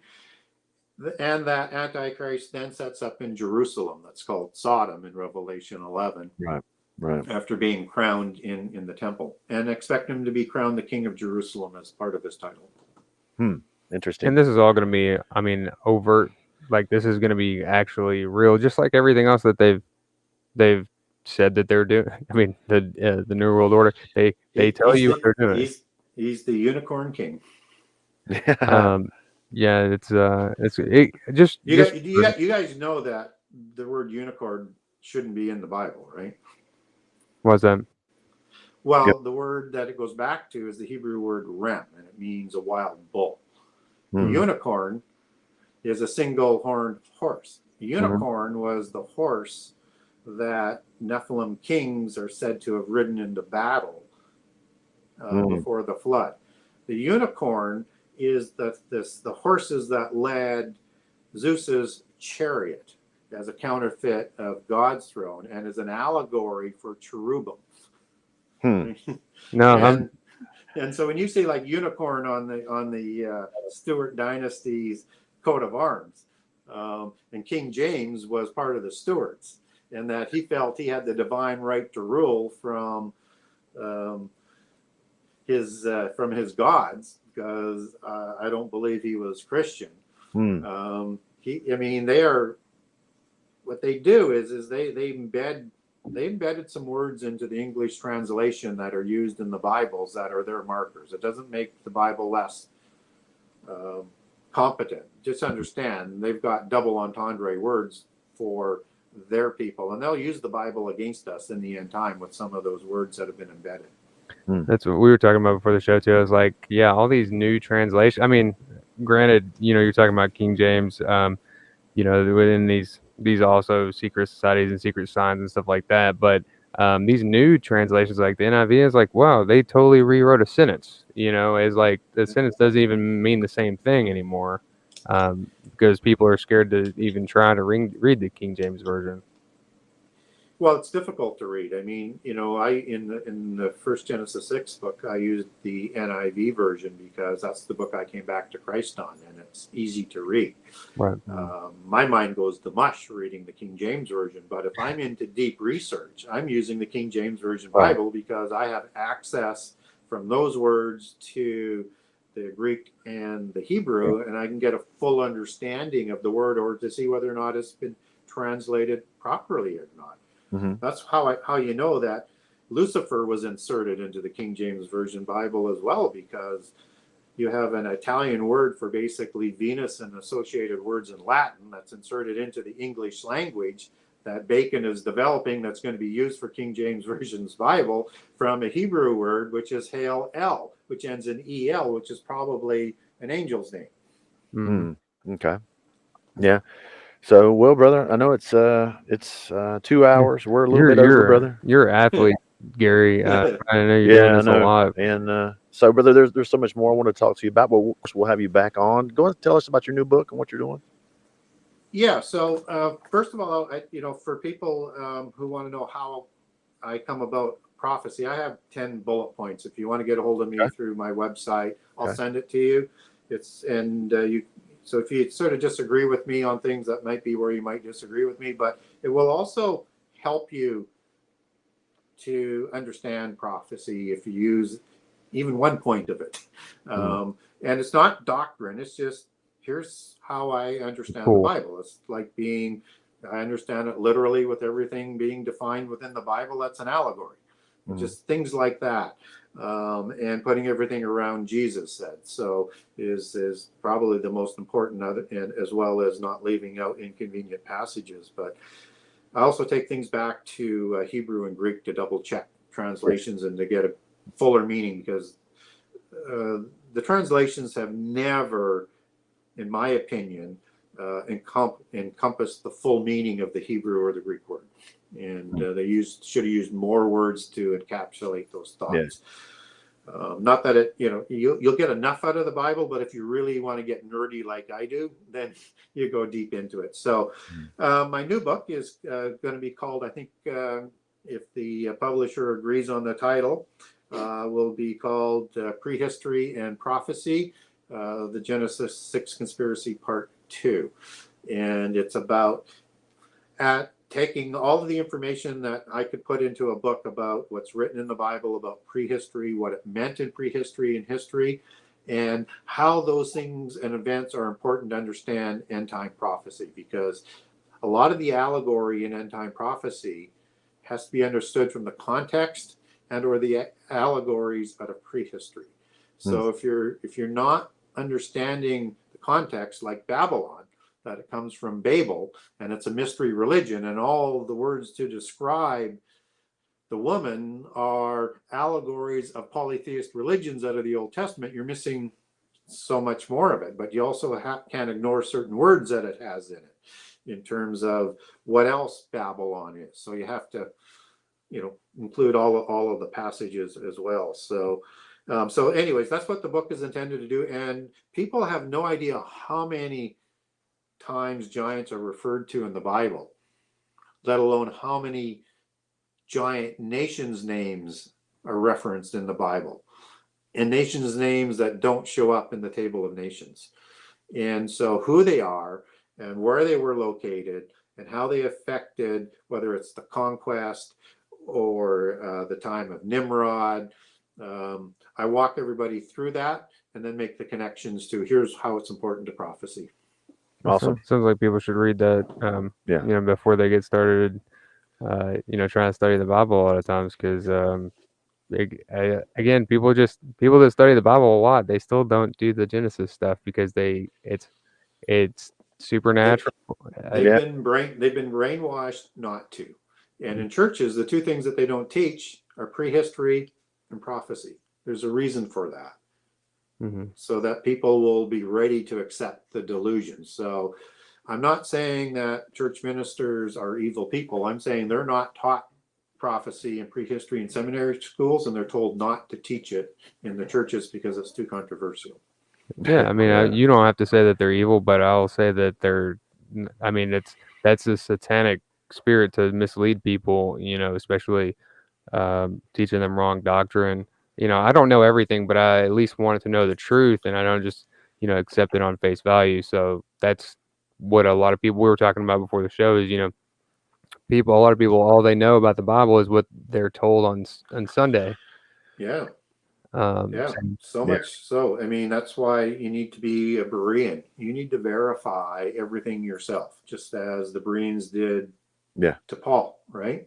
So you do your own research. You need to do your own research because you may not be connected to a larger group as they divide us and separate us going forward. Right. And certainly the church leaders aren't going to be the ones that are going to be informing us and instructing us properly, just as we've not seen them step up in the last almost 2 years. Yep, that's exactly what I was about to say. Is obviously, people they say, if you wonder what you would have done in Nazi Germany in 1930, it's like no, now kind of how you would have reacted. Would you have just gone along with everything, or would you have, because I mean, even you're speaking out. A lot of people are not going to like the stuff that you're saying, especially talking about giants and stuff, because that totally derails a lot of people will just say, hey, if you talk about giants, your credibility on anything is lost. Yeah, but at the same time, they believe in aliens. Yeah. I mean, and the Bible is the most supernatural book on earth. Yeah. That's the part that is, and people, when I say that, they get a lot of times a sort of cognitive dissonance in their mind because they're going, oh yeah, maybe I should rethink that a little bit. Or people will say things like, well, giant doesn't mean giant. I'm going, really? How do you come about that? Have you ever looked up the word giant in Webster's dictionary or somewhere like that? Yeah. And they said, oh yeah, but that word has been usurped. And one person told me it was the tyranny of the word giant on Western civilization. I said, oh really? And they said, giant goes back. They said giant goes back to the word gigantes. And it was a word that was describing this mythical sort of being. It doesn't, giant, as you understand, giant has got no link to this gigantes. I said, well, that's kind of misinformation, or half the information, isn't it? And that information is basically this: is that yes, gigantes is one of the root words for giant, and it means earthborn, as it comes out of Greek. Right. But gigantes was a series of these giant beings. One of them was named Gyges, and that is the Greek word for giant as well. So Gyges is the root word for Gyges, as we would pronounce it with a hard G, is the root word for Gyges and for gigantic, and it meant giant. And where you sort of get that transliteration over time is that the G followed by the epsilon or the I, I'm trying to remember the Greek word for I, or something like that, makes that G a Y. So as that sort of translates back, it becomes, giantes and giant. And so it comes through Old French as Geant and then into Giant. So when you get like Ogyges, it should actually be Ogaies in how the Greeks would have pronounced it. And Ogyges was a Nephilim king before the flood, and is also a giant tree that's used in the book of Josephus. Yeah.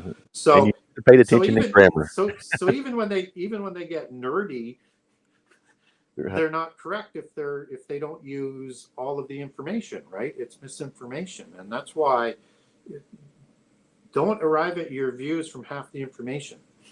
Well, that's a sermon that we should be preaching about a lot of stuff right now. Or just arriving at your information just because one person told you. That's what it seems like a lot of people are doing today. It's unfortunate. That's a Right. conversation for we could talk about the medical stuff going on right now all day. Yeah. But yeah, so Gary, what's your website so people can find your book? Apparently Amazon's trying to hold your book hostage over here to Noah, but Oh, really? They don't have any in stock? well, he ordered it a while ago or a month okay. ago, and they said that it's still waiting. Yeah, I still haven't received it. So, Wow. but And they had stock. Okay. I've had about 5 packages do that to me so far. Wow. That might just be you. So, It might so be. the best way to get a hold of me is, and also to get my book is through my website, the Genesis6conspiracy.com. That's Genesis 6 with the number 6conspiracy.com. On that website, I've got a generous excerpt of all 98 chapters, so people can get a good feel for the book, whether it's the right book for them or not. You can get a signed copy from me from the website, or you can link over to Kindle for the digital version from the website, or over to Amazon.com, or over to BarnesandNoble.com.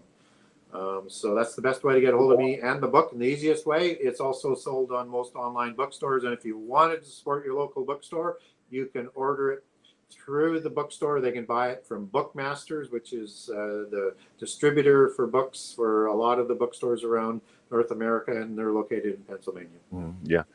And also want to say thanks to Gary also, guys. Also want to just say, man, love each other, man. You know, we're all a little different, man, but you know, just love each other. Read your Bible. Actually open your Bible and read it. And also want to talk about the Soldiers of Gideon ministry. There's people around here trying to do well for some people that don't have anything around here. To get a hold of them, it's the truelight333@gmail.com. That's the truelight333@gmail.com. Once again, Gary, man, we're going to have you back on, brother. I'll finish up your book. If you want to come back. I mean, it's always Sure. fun. There's you never run out of stuff to talk about. Yeah. So Yeah, I would love to come back. And I would also add to one thing to what you were just saying. Sure. is that nobody should be trying to divide Christians. We should be trying to unite Christians, and it's Right. okay to agree to disagree. Yeah. So let's be respectful if we disagree on some things, and understanding that not everybody's going to agree on everything. right. And that's it. Still love each other. At the same time, people have to actually be seeking truth. That's a lot of problem that a lot of people don't. Yeah. Is they're not interested in the truth, you know. Mm. Yeah, So that if it's you got to ask, seek, and knock on his door. exactly, And when you do that, he will open it. yeah, and then and he you got to just be fills willing you to, up. yeah, Yeah. yeah, You have to. because he doesn't do it for you. Yeah. All right, Gary. Thank you again. Guys, that was Genesis6conspiracy.com. Is that correct, Gary? Genesis6conspiracy.com. And check out the book. It's a great read. Well, Daniel's had it longer than I have, but it talks about secret societies and then, obviously Satan's plot to enslave Humanity. humankind. Yeah. So, thanks again, Gary. We'll have you back. Really appreciate it. Thank you, sir. Yeah, bro. And in broadcast. Yep. All right. So, Well, and